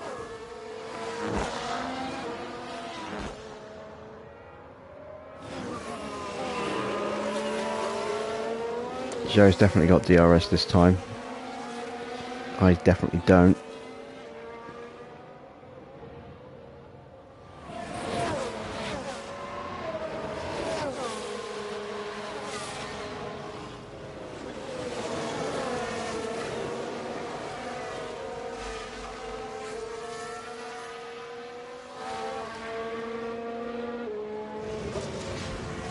Need these two to fight. That Williams of Albon is just looking so strong compared to us right now. It might just be down to better driver stats.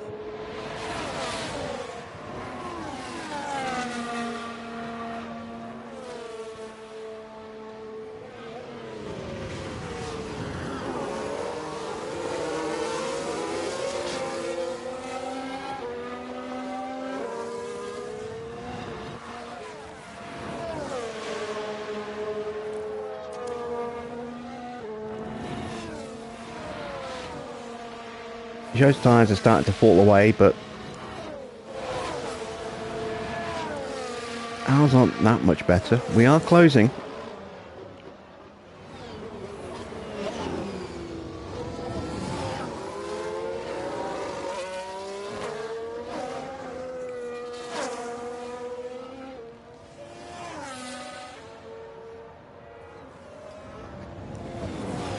But we're not closing enough.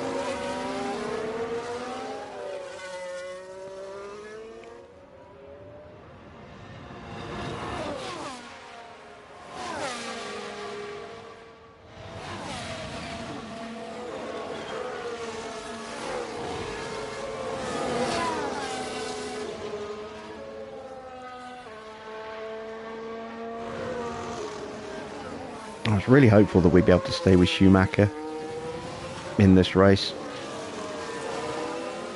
And there, I can see now that that was never going to happen. We're struggling to stay with Albon. I'm happy to push the tyres harder than I want to, just to... He's on the same compound of tyres as me, he's on hards as well. Alright, first of the medium runners to pit is Sainz. He's in. And so is Verstappen.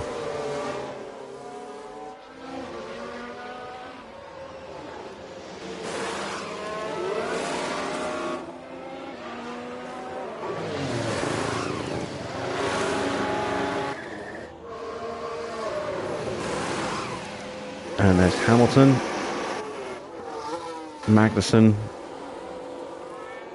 Gasly. He was behind us at one point. Look how far ahead he is. He might even get out ahead of us.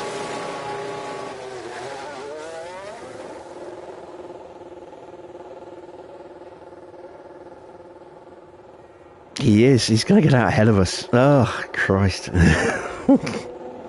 That's how far off the pace we are.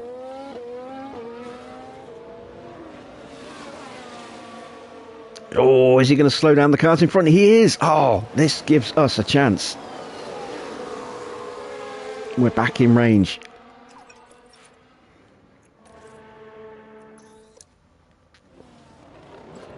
Evening, Anthony. Safe fuel, safe fuel. And Latifi's pitted.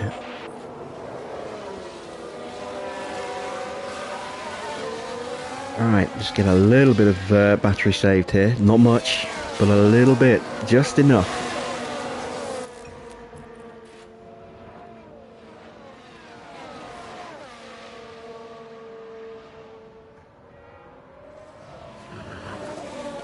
I have to be really, really careful with how I pick my spots to charge the battery here.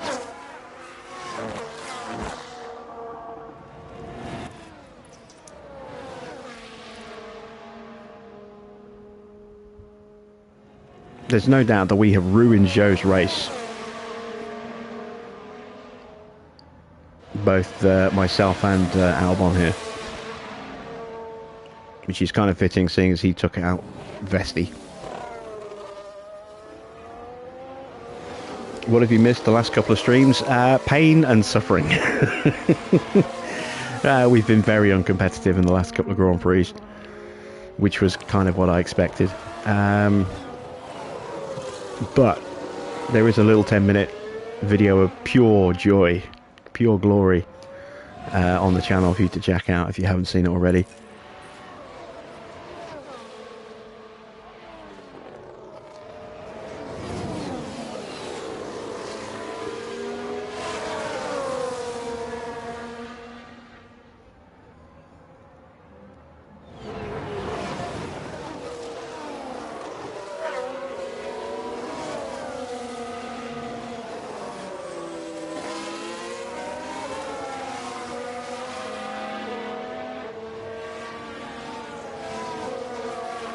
Alright, when are we scheduled to stop? In 4 laps.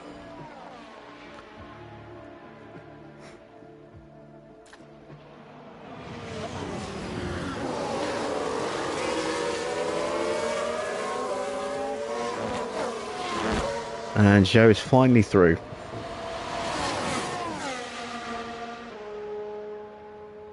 Now, has he got enough pace left in those tyres to keep pushing?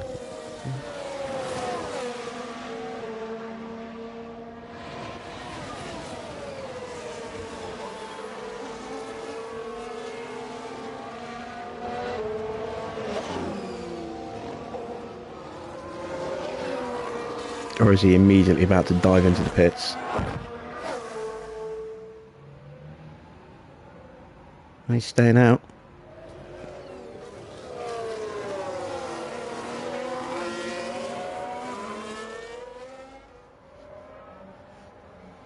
Actually, did he start on hards? Let's have a look. Yes, he did. So he's going to have to go medium. So he's going to have to stretch those tyres longer than he would normally want to.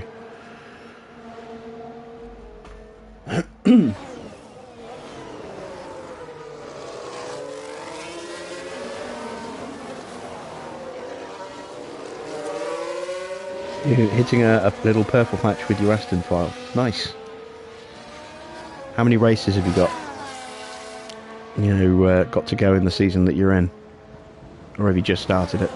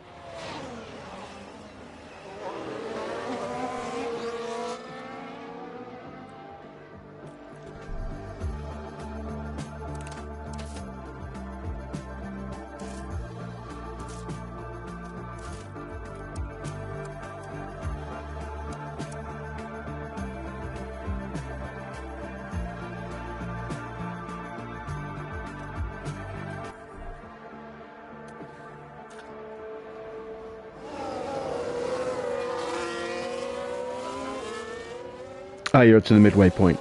Okay.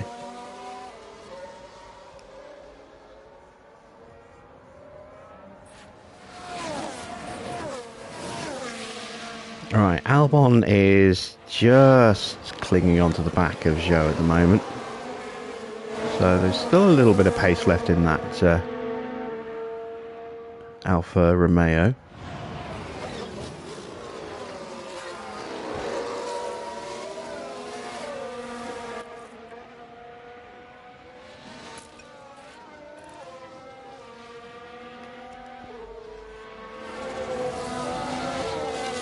Ooh, I think Albon might just have lost his DRS there. He did. Okay, now he's vulnerable. So, now I can actually sit and charge up without risk here.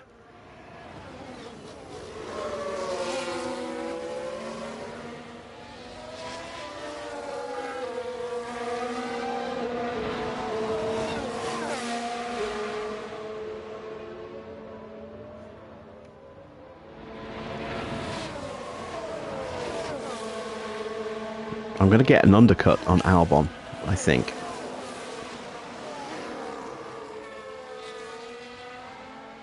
So this is why I want to try and get my battery in the car now while I have the opportunity, because I know I'm not going to have it after this.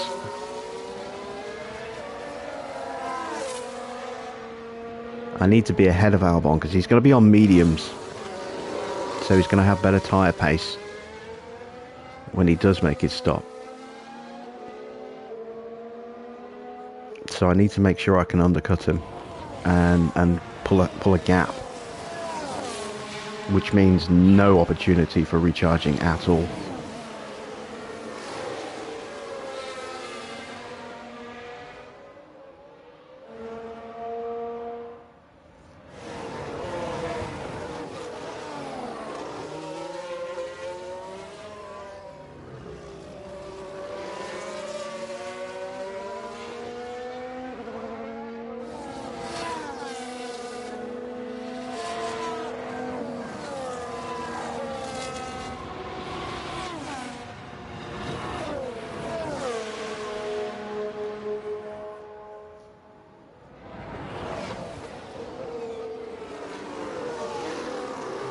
Alright, so we're boxing at the end of the next lap. I'm hoping I can undercut Joe as well. I'm hoping he goes one lap longer than I do. The DRS is way too powerful at this track. No, it's not. It's the slipstream. It's not the DRS. Looks like there's been a lockup. One of the things they did, along with reducing the DRS effect, was they increased the power of the slipstream, but they also increased the dirty air effect as well. And Joe is pitted now. Damn it! I was hoping. All right. If that's the case, I'm going to have to push on this lap.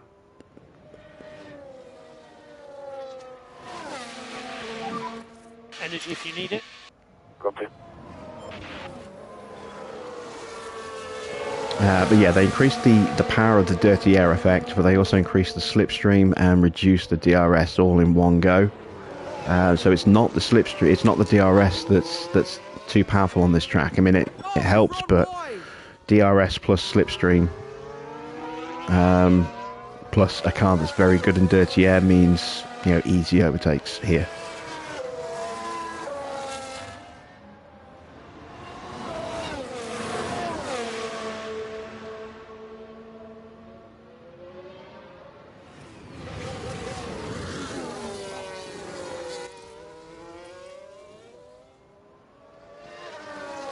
Alright, I thought I'd have the pace to get past there, but again, struggling with the dirty air here.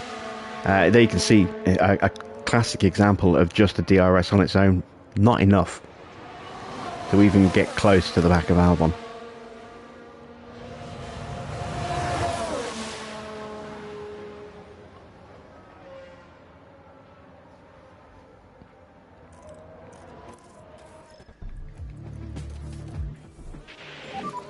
Box this lap. Copy, Bob.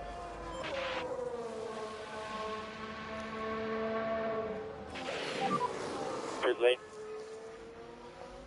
Copy that. Yeah, Joe has gone back onto medium, so he's going to be too fast for me to keep up with, I think. But I'll certainly be able to undercut Albon here.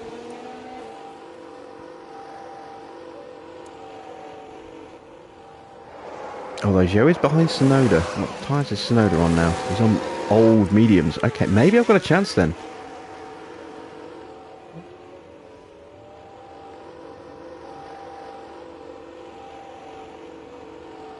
Of at least getting onto the back of him. It's such a slow exit to the pits here. I got out ahead of Latifi. That was important. That was very important.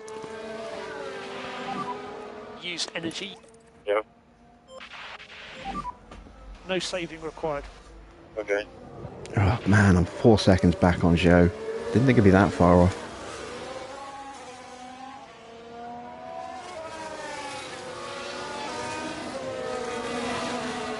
Got to push and hope he gets held up behind Tsunoda.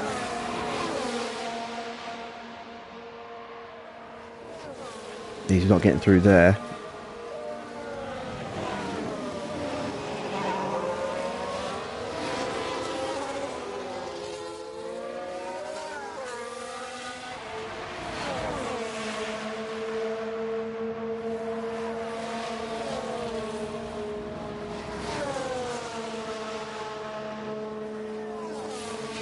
Okay, this is excellent. This is exactly what I need. I need Tsunoda to hold Joe up. Tsunoda's probably going to pit this lap. But if he stays out another lap or two, that would be ideal.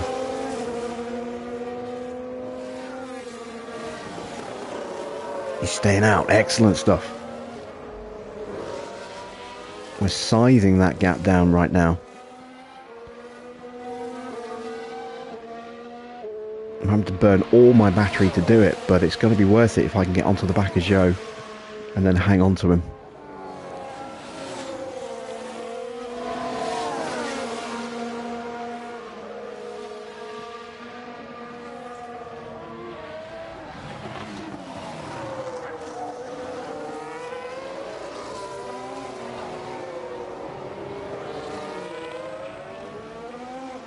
It's just so slow through these corners because of Sonoda's really worn mediums.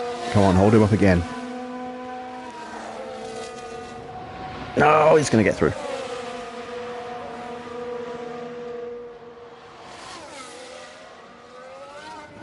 But if I can get onto the back of Sonoda quickly and then leapfrog him, I might be able to hang onto the back of Joe. If I'm lucky. Gap is what, 1.5 seconds. It's not impossible here. I might be in DRS range at the end of the lap.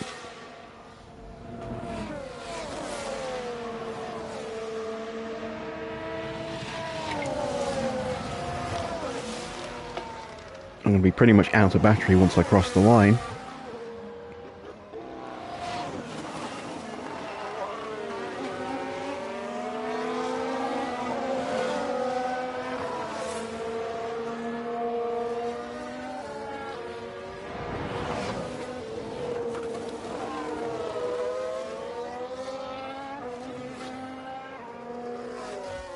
Right, Sonoda did not get DRS. I'm out of battery. Have I got enough in the car to get onto the back of Joe? I don't think I do. Nothing I can do here.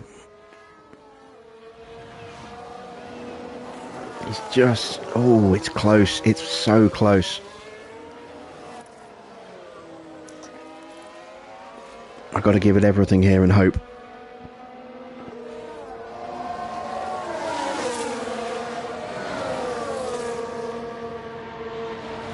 I'm getting straight past, but I don't know if I'm going to have enough pace to get onto the back of Joe again.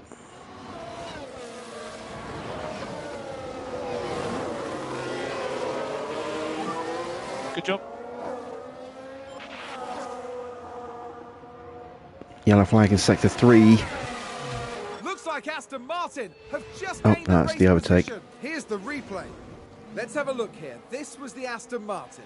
Someone running wide. That's not going to help. Latifi's locked up on turn 7. That doesn't help either. We are just out of range. Moving up a position in I the don't think I can get in. Oh, big lock up there.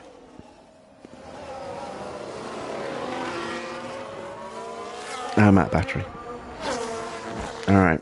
Well, learning my lesson from last year, I'm not going to endlessly keep pushing just on the off chance. Fuel. You know, I'm just going to burn my tyres out. So, we tried. We failed. But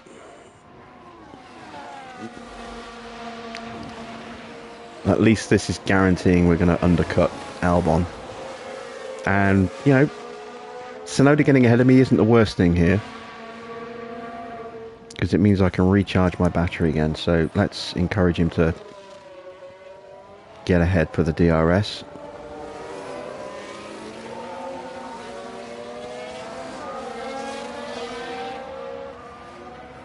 There we go. He triggers the line before we do, so we get the DRS.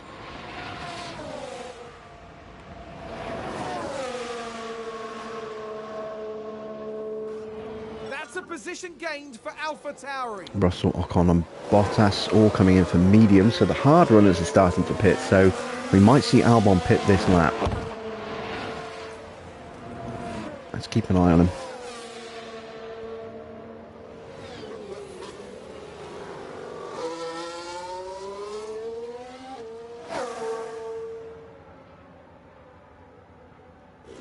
He is pitting. He's been isolated for a long time now, so hopefully his pace has not been strong enough. He is going to be coming out on brand new mediums though.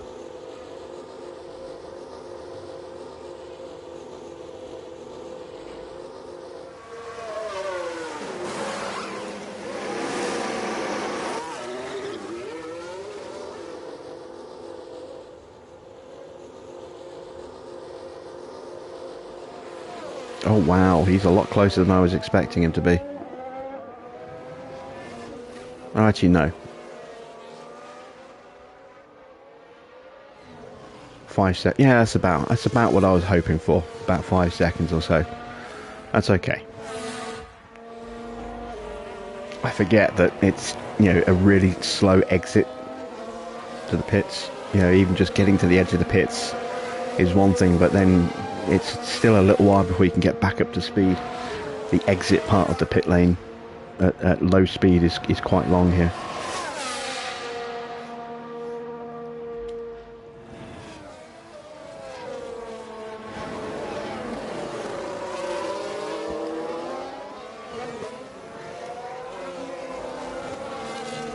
So Albon's going to close us down. There's absolutely no denying that. Again, I want to try and get some battery in the car while I've got that opportunity.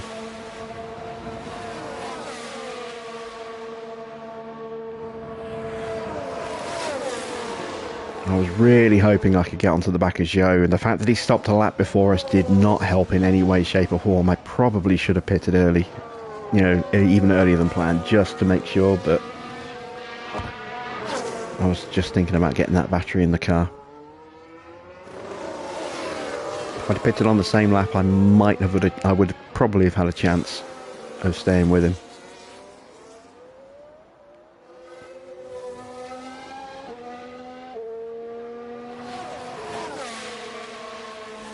Alright, another yellow flag in sector 3. Someone spun out. Sounds like a spin. That's not sector 3, okay, turn 5. So there we have the Alpine. Still the end of sector 1. Oh dear, oh dear, oh dear. The car's just gone.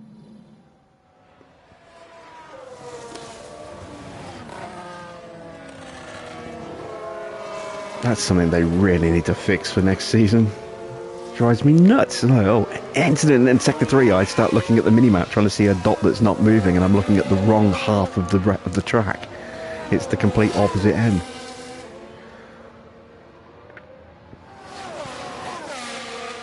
Alright, so Albon's taken a second out of us over that last lap.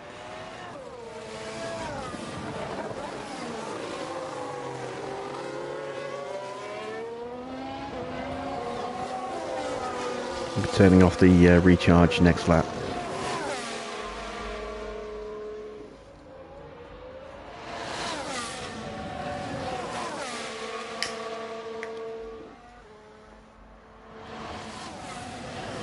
So unless there's some drama, a late safety car, some retirements, 16th is what we're fighting for here.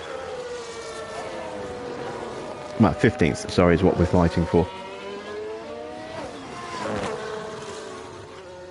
Okay, Ricciardo pits. Sonoda's going to be pitting at some point soon, I think. He's got to be. Yeah, he's another one who's going to have to go medium. So again, he's going to be fast in the closing stages compared to us.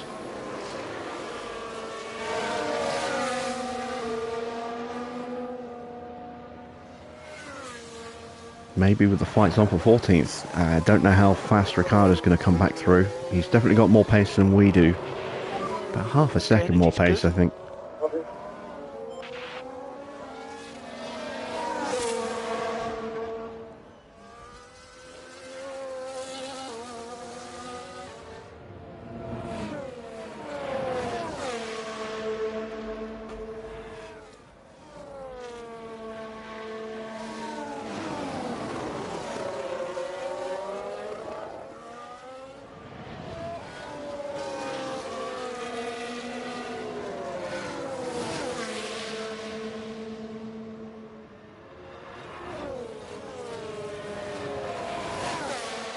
Fuel is not an issue. I am definitely getting lapped. You can see Verstappen just going through the chicane halfway down the back straight now.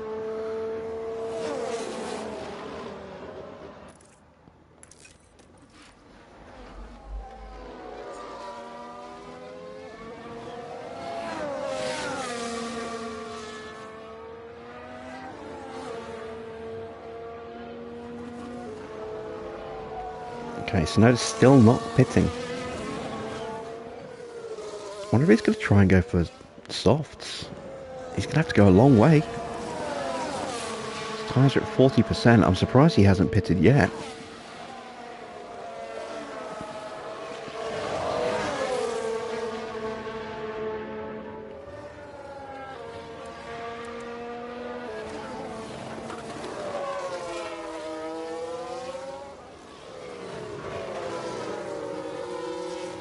who's going to get the DRS? Is it me or Yuki? Nicely done. It's me. I got the inside line. I'll get the DRS. I'll break away. Aston Martin with a great That worked play out there. nicely. They've moved up a place.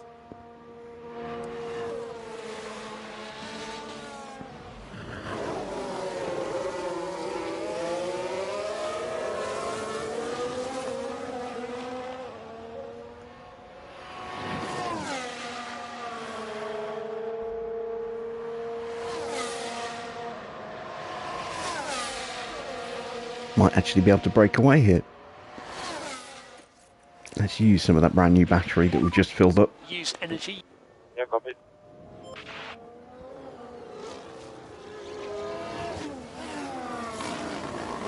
Right, ideally I want Snowden to pit this lap.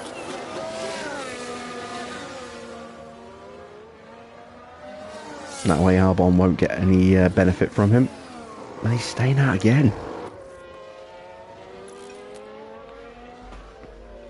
And there we go. We should be safe from Sonoda now.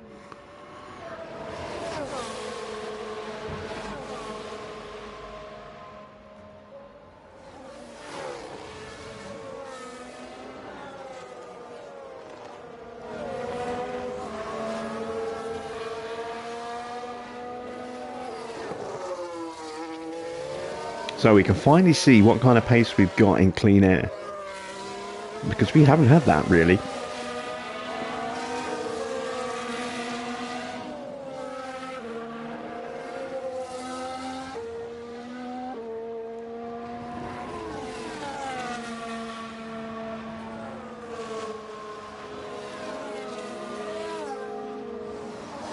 Keep an eye on the gap to Zhou, see if we can actually nibble away at it a little bit. I think he's still got a little bit more pace than we do, but he has used the best of his tyres already. They're down to 76%. Theoretically, we might catch him in the closing stages, but I honestly don't think we've got enough pace in the car to do that. I think now it's just about holding on for 14th.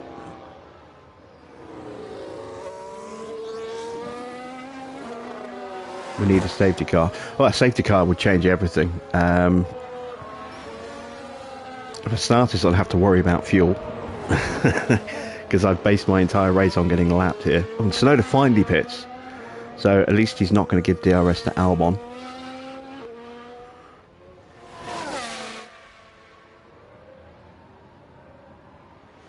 Yeah, he didn't. Good. What do we do lap time wise? 1:38.2. Yeah, we're 0.3 of a second slower than Zhou. That's what I figured. But we are faster than Albon on that lap. That's excellent. I didn't know if we had more pace than Albon, but we do. That's good. Ricciardo is looking fast. But he's about to get lapped. That's going to slow him down again. Tsunoda's now a long way off, so I think we're safe from Yuki. So I think we can hold on to 14th here.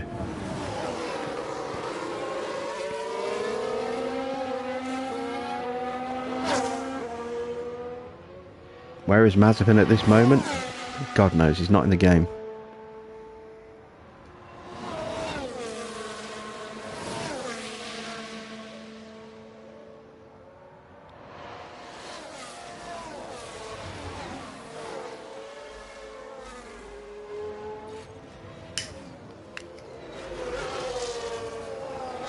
Another lockup. There's been quite a few lockups and people running wide in this Grand Prix. That's a lockup. Oh, it's Tsunoda. Let's take a closer look. Now look at this. It was the AlphaTauri driver involved. Oh, and there's the lockup. That's the last thing they'll have wanted. Just the animation of him going over that curve there. The team had such high hopes today. What a shame.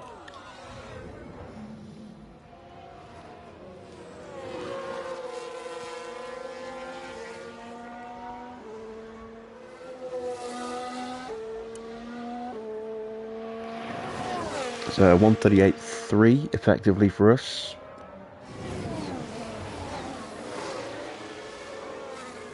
It is close with Albon. I think we've got just enough in the car to stay ahead, because his tyres will fall away before ours do.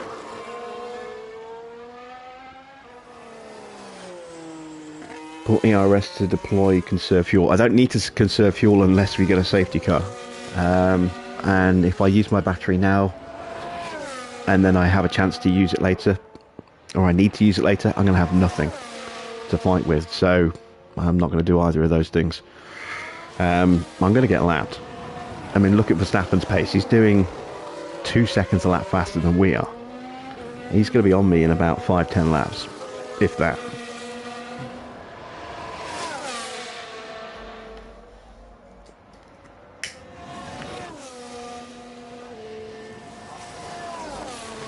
He's less than a straight behind me. Oh, Schumacher's pitting.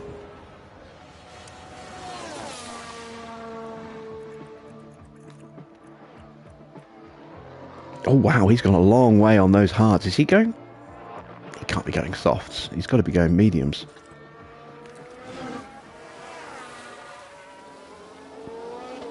He's going softs. Ooh.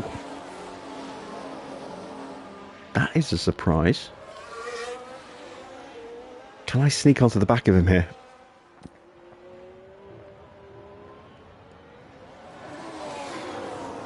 No, he's too far ahead.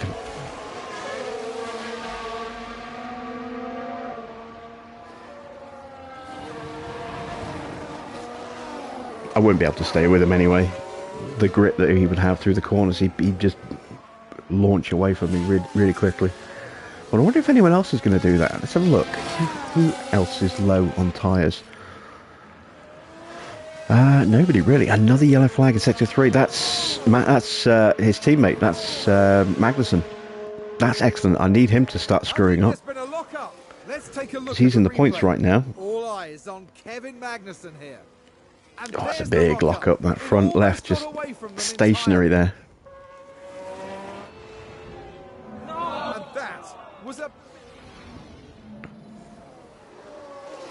Alright, so I don't have to worry about McLaren in this race. Schumacher's not going to get points. Magnussen, though, is a risk. Take a look at his tyres. He's on worn hards, being chased by Russell and Alonso and Bottas with Ocon as well. So there's a chance. Let's see, the gap there is 5 seconds, 18 seconds, 20 seconds. Oof. Yeah, I don't think he's going to get caught by Bottas and Ocon. So yeah, we need a safety car because we need these guys to get on the back of Magnussen and pass him.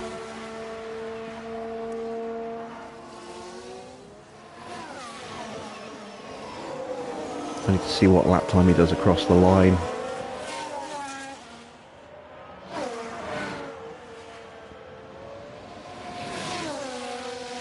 Albon's starting to close me down slightly.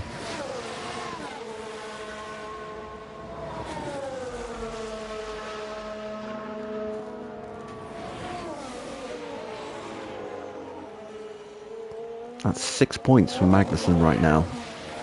6 points I can ill afford to give up to Haas. I've got an 8-point lead on them.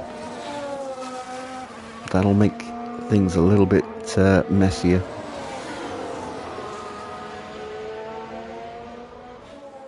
Right, what did he do on a clean lap?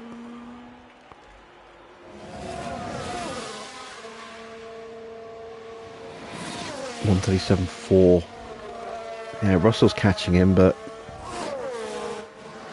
I don't think Alonso is. And Bottas and Ocon are, but not by enough.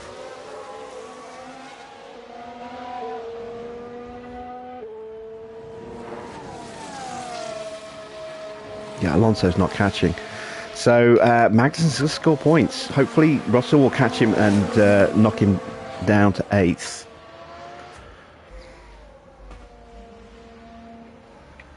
That'll save me an extra couple of points. If we do get a safety car, I'll have the chance to make up a couple of positions by putting on a fresh set of softs. I don't have. Oh, I might do, actually. Yes, I've got a brand new set of softs.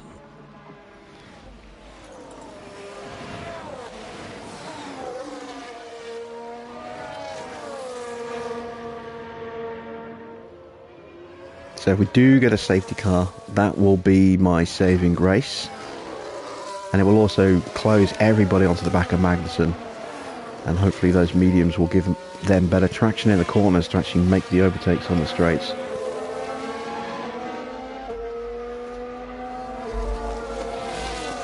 Speed up the race a little. No, we never speed the race up. We always run it at real time.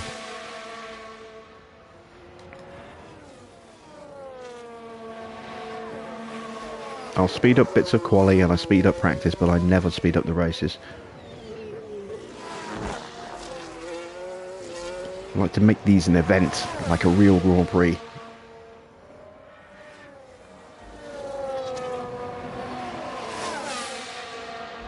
Verstappen's getting closer. He's about to lap Albon. So he's about 5 seconds behind me now. So that's what, 3 laps and he's on me.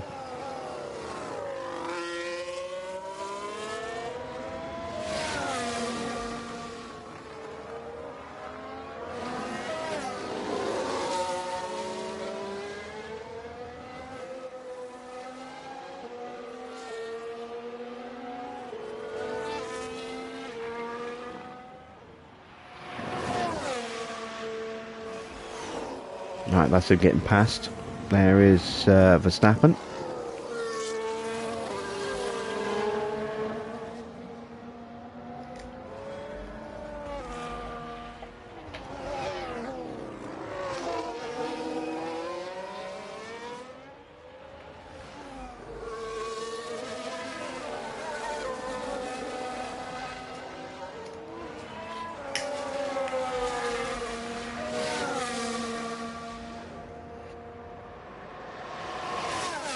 Put on conserve fuel. I don't need to. I'm about to get lapped.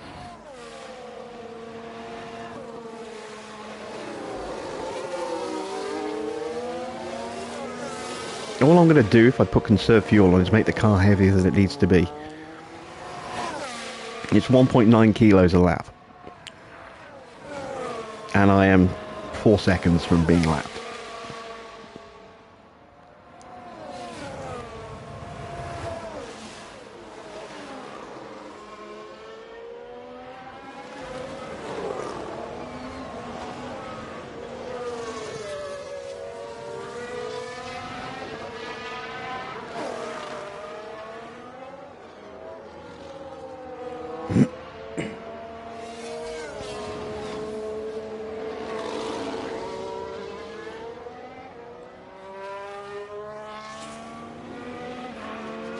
What I'm hoping is that maybe, even if it's only for a lap or two, I can stay with Verstappen.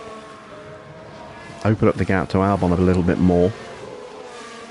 Maybe even close the gap to Schumacher slightly. If he has a wobble, it'll get me a little bit closer to capitalise on it.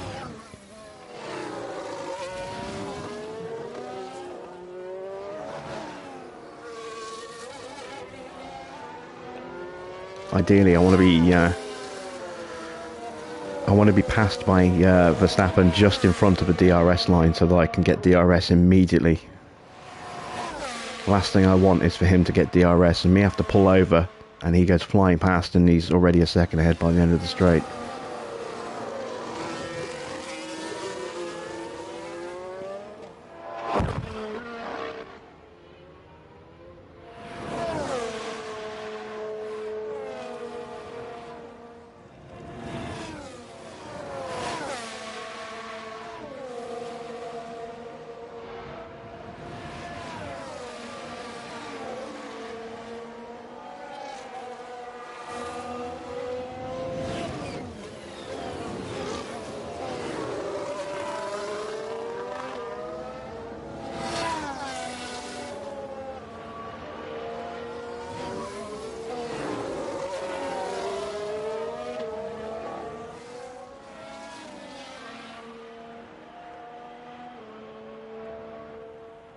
Alright, here he comes.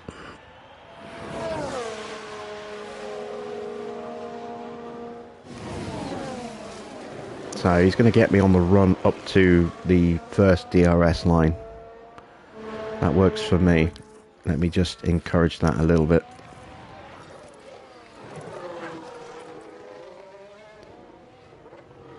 Pull over just here. Yeah, take it easy. Copy. Come on, pull over, pull over, pull over. Energy's good. Yeah, copy. Damn it. He got me where I didn't want him to get me. No saving required. Okay, copy. That's exactly what I didn't want to happen. Copy. And he's gone. At least I didn't really lose any time to Albon, but yeah, I've lost my chance to close a little bit on Schumacher. I don't think I would have been able to catch him anyway. It was kind of pie in the sky thinking. Ricardo is closing on Albon. I think I've got enough to hang on to 14th. And who knows, a weird spin, a retirement might get an extra place or two. I'm going to focus in on this battle now between Russell and Magnussen. Russell is closing by about half a second a lap. It's down to 3 seconds. So he's gained about 2 seconds since we last looked at the gap. We need Russell to get past Magnussen. And he has got the tyre advantage to do it.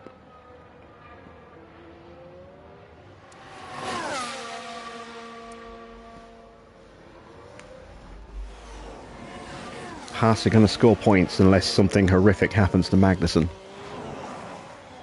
So we need to hope that those points gained are minimised, because no one else is catching him. Russell is it.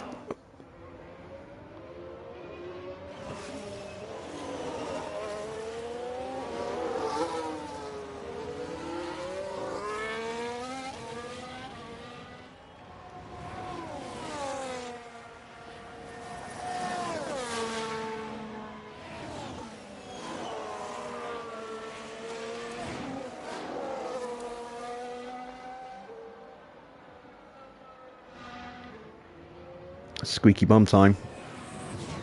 Has Russell got enough left in the car? Not just to catch, but to get past. That can be the tricky thing.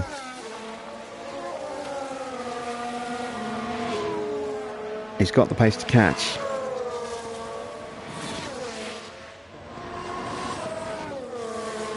He should have the grip and the racecraft to make the pass.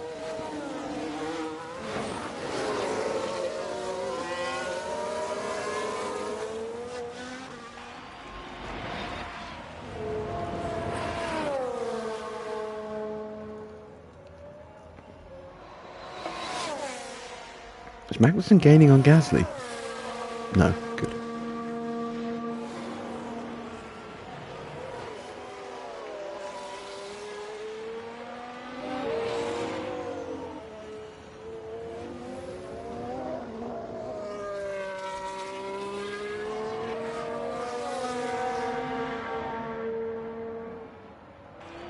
Right, looks like Albon's been passed by at least one of the Ferraris. Maybe both of them. I think I'm about to get lapped by a Ferrari. No, I have been lapped by a Ferrari. So that's Leclerc just in front of me.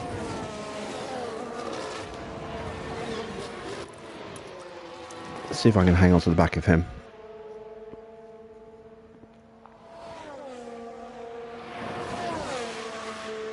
He might be a bit too far ahead. There is another Ferrari behind. A few seconds back. I think I'm a little bit too far behind here.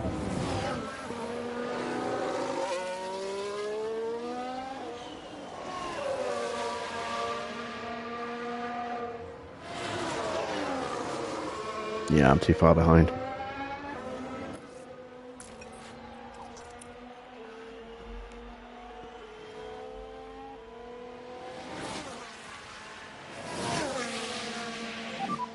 Save fuel, save fuel. Right, back to the front battle here. 2.2 is the gap. Come on, George. Do me a solid here.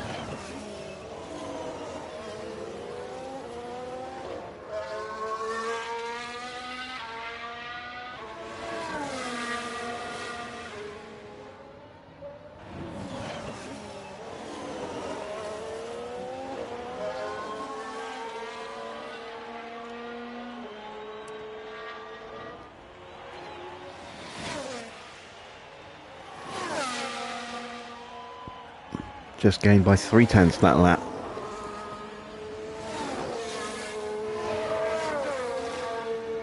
Russell's pace is dropping off slightly.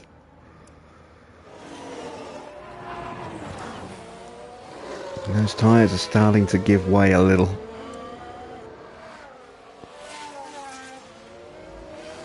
This is going to be a tense few laps.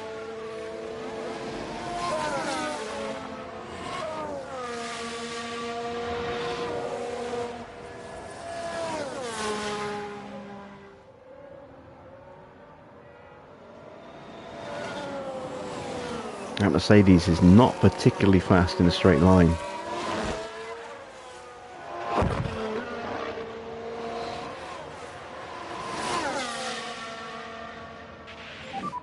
Six to go.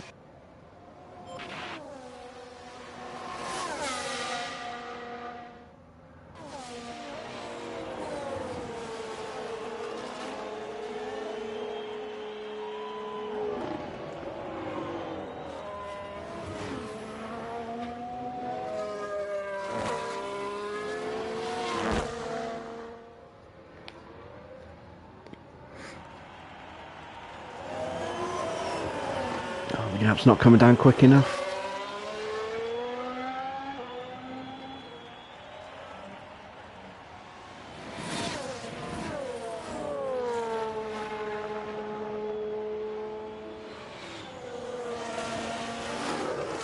He's got 5 laps to do it.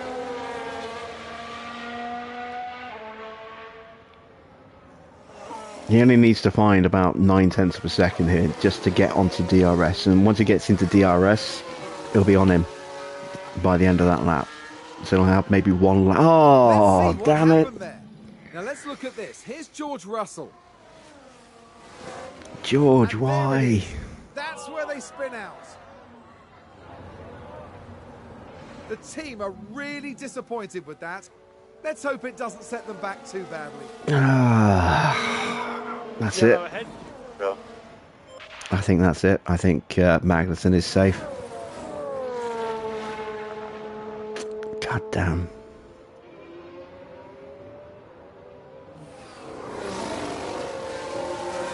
Alright. What's the fastest lap right now? A 1:35.9. I'm debating throwing on a set of softs. 5 to go. And just seeing if I can get the fastest lap. I don't have as an incentive. There's no point then. We will hang on to where we are. Oh, Ricciardo's pitching again.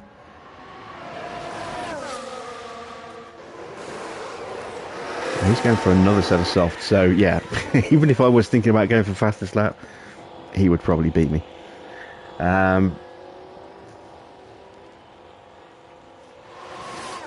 Very strange decision. Oh, oh. I was wondering whether that meant Schumacher would need to pit, but I don't think he will.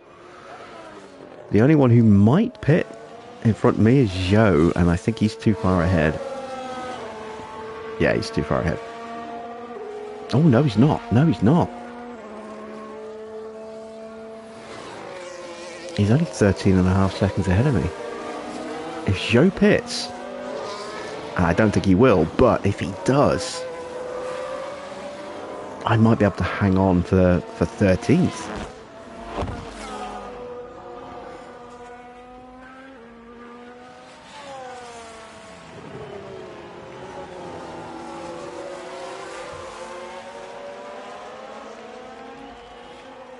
Oh man, Schumacher's all over the back of him.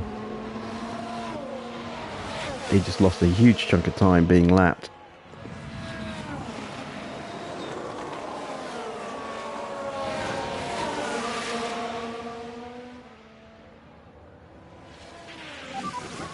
4 laps to go. 3 laps left.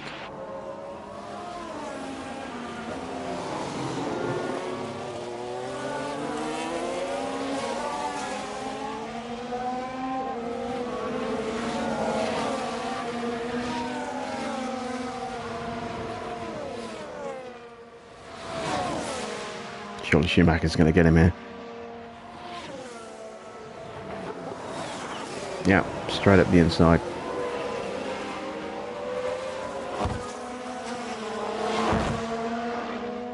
Not even a challenge with that that grip difference there. Right, come on, Joe. Pit, pit, pit, pit, pit, pit. Give me another place. It doesn't mean anything, but it's just be nice to finish in 13th rather than 14th. I need Magnussen to spin out or crash.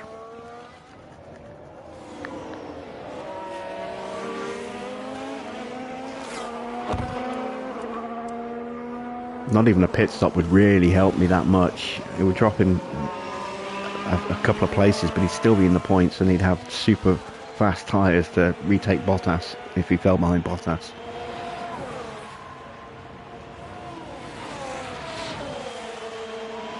I need him to break something on his car, smash his front wing to pieces at, right past the pit entrance.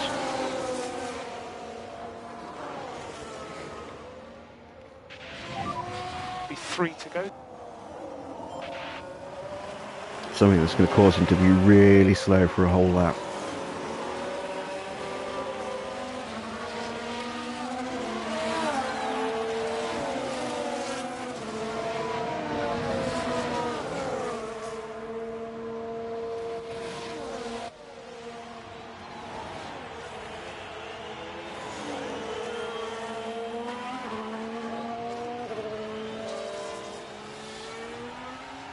Alright, 2 laps left to do something stupid, Kevin.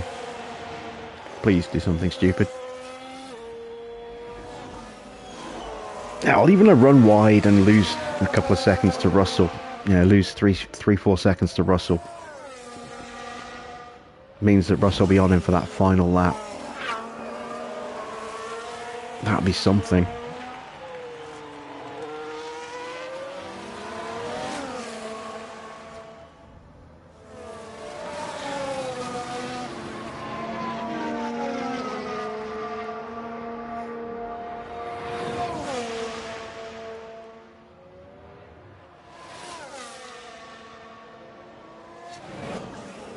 Can't believe George chased him down all that time and got within striking distance and then immediately spun out.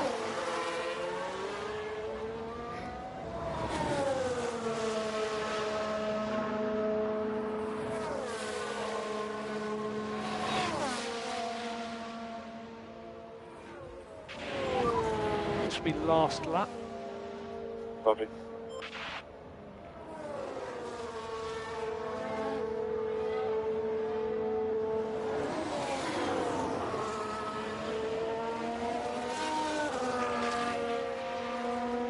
Trying to think if I don't think Drugovich has had that much to do in terms of attacking, defending in the race. I don't think he's going to get a huge amount of points for experience at the end of this Grand Prix. Had a bit of a slipstream with Albon for a while, a bit of a slipstream with Zhou.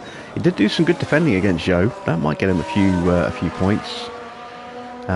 Did make a couple of successful passes. He passed Latifi, passed Tsunoda, passed Zhou, passed Albon. He'll get a few points, but yeah, not as many as I would have liked.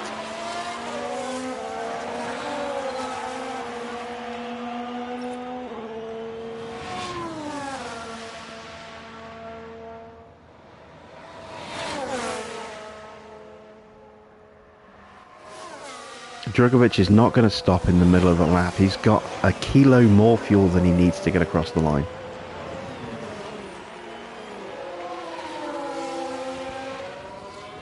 Just about. Max Verstappen over the finish line and today's winner. There you go, see? Up to the line, kilo left in the tank. So let's check a flag. All right. Still holding out hope for Kevin to do something stupid in the final corners. Big spin. Come on, big spin, big spin. Ah. Damn it. Okay, so that's 6 points for Magnussen. It means there's just 2 points between us and Haas now.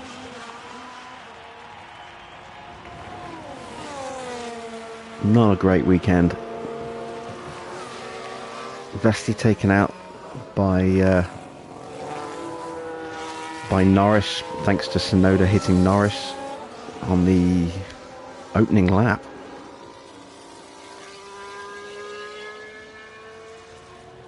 And best we could manage was 14th. I mean, 14th isn't too bad. It's kind of where I thought we would finish up, given our pace and, you know, given this circuit.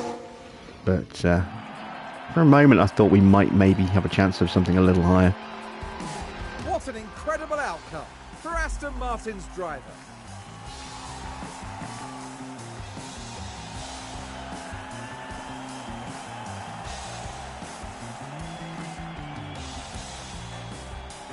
Aston Martin having an extremely good day at the track. You're completely right, and what a day for all the fans of the team as well. And as this race weekend comes to a close, the team is 8th in the constructor standings. I'm not quite sure why they're celebrating so much. Maybe they're celebrating the fact that we are still 8th, but only just. For the Hungarian Grand Prix.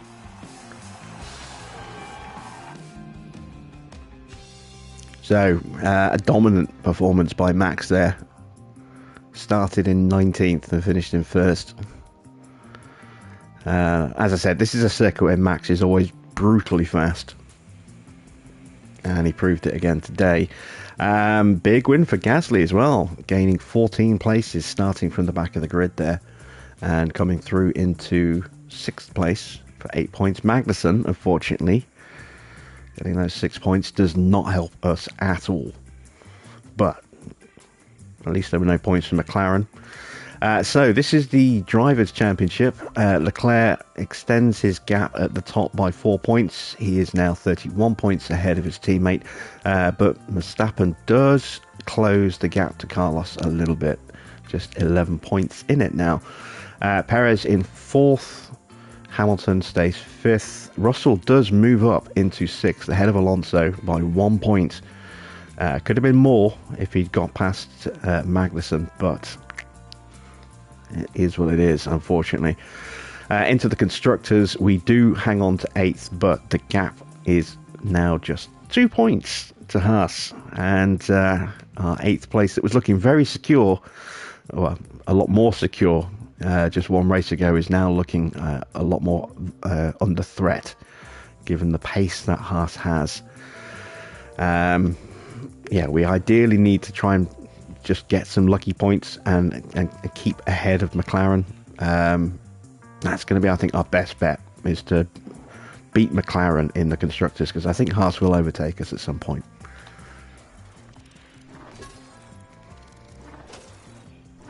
So, not great points for Vesti. That's what happens when you get taken out on lap 1. He did get one successful overtake in right at the beginning, and one successful defence, 2 failed overtakes, and then ate the barrier. As for Felipe, 6 successful overtakes, 2 successful defences, 9 failed overtakes, 4 failed defences, gets him 679 points. Combined with all the stuff from practice and quali, and his multiplier, brings him up to just under 1,400 points. That's not bad. Both drivers did get skill points right before the race, so it'll be a little while before they get another one. Probably the next Grand Prix will get them a point, hopefully.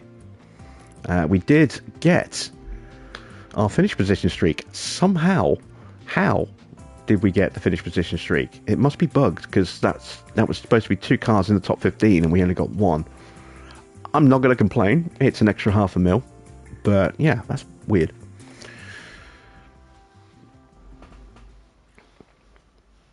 So, yeah, a long way to go for Vesti's next points.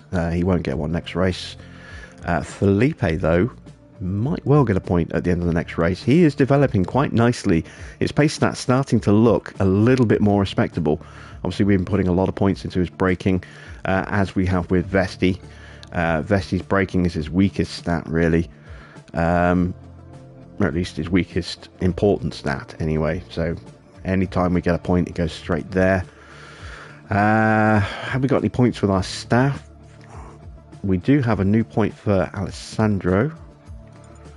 We are still a way off a next upgrade or development. I can't remember what the season regs were for next season, so I'm going to go ahead. Actually, the quickest way to do it's going to be here, isn't it? In rules and regs, it'll tell me for next year. So it's cooling, drag reduction, and airflow. It looks like, is that minor changes to everything apart from cooling? I'm not sure. Actually, I'm going to have to look for the email. I think I marked it. No, I didn't. Alright, let's go all the way down the inbox.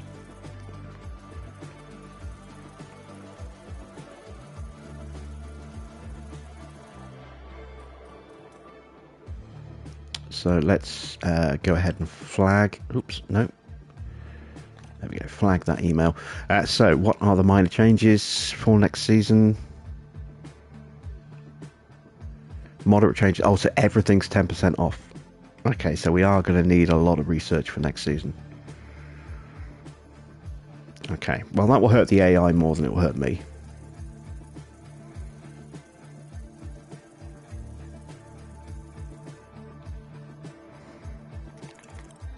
Right, Hungary is the next Grand Prix. That is the halfway point of the season.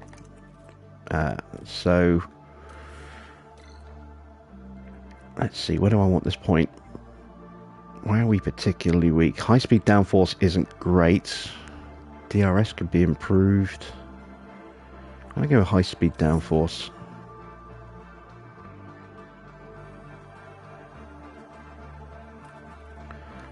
No point for Chris Cronin. Ben does have a point. I'm going to put that on feedback.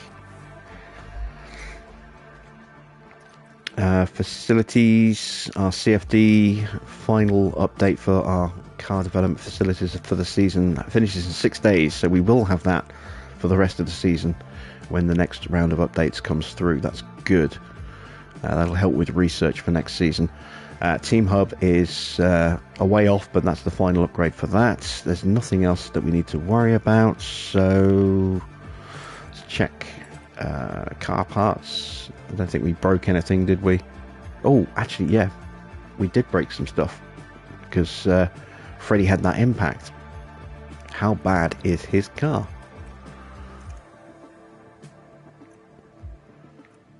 Oh, look at the gearbox. That was a brand new gearbox. It's down to 60% already. That's taken a bit of a whack. God damn. At least the engine didn't take a whack.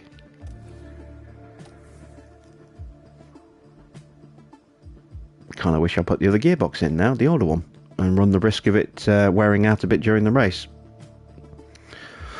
Never mind. Right, that is it then for tonight. We'll be back with some more challenge mode tomorrow. Once again, this is the series where we try and make things as hard as we can by imposing a lot of self-imposed regulations.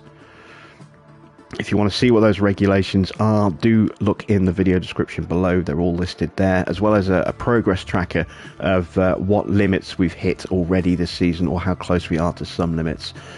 So do make sure you check that out. Once again, for those of you who haven't already seen it, do check out the race, the little 10-minute video I put in where I won a race with a Williams in just 3 races. It's up on the channel, went up this morning. Very, very proud of that. Sorry, went up yesterday. Very, very proud of it. Don't think I'll ever be able to achieve that again. Do check it out. And there's a link on my community tab to where I break down what happened in the race on Reddit as well. So again, you can check that out as well. So until tomorrow, thanks for watching. I am Jim Bob, and I'll be back with some more F1 Manager very soon.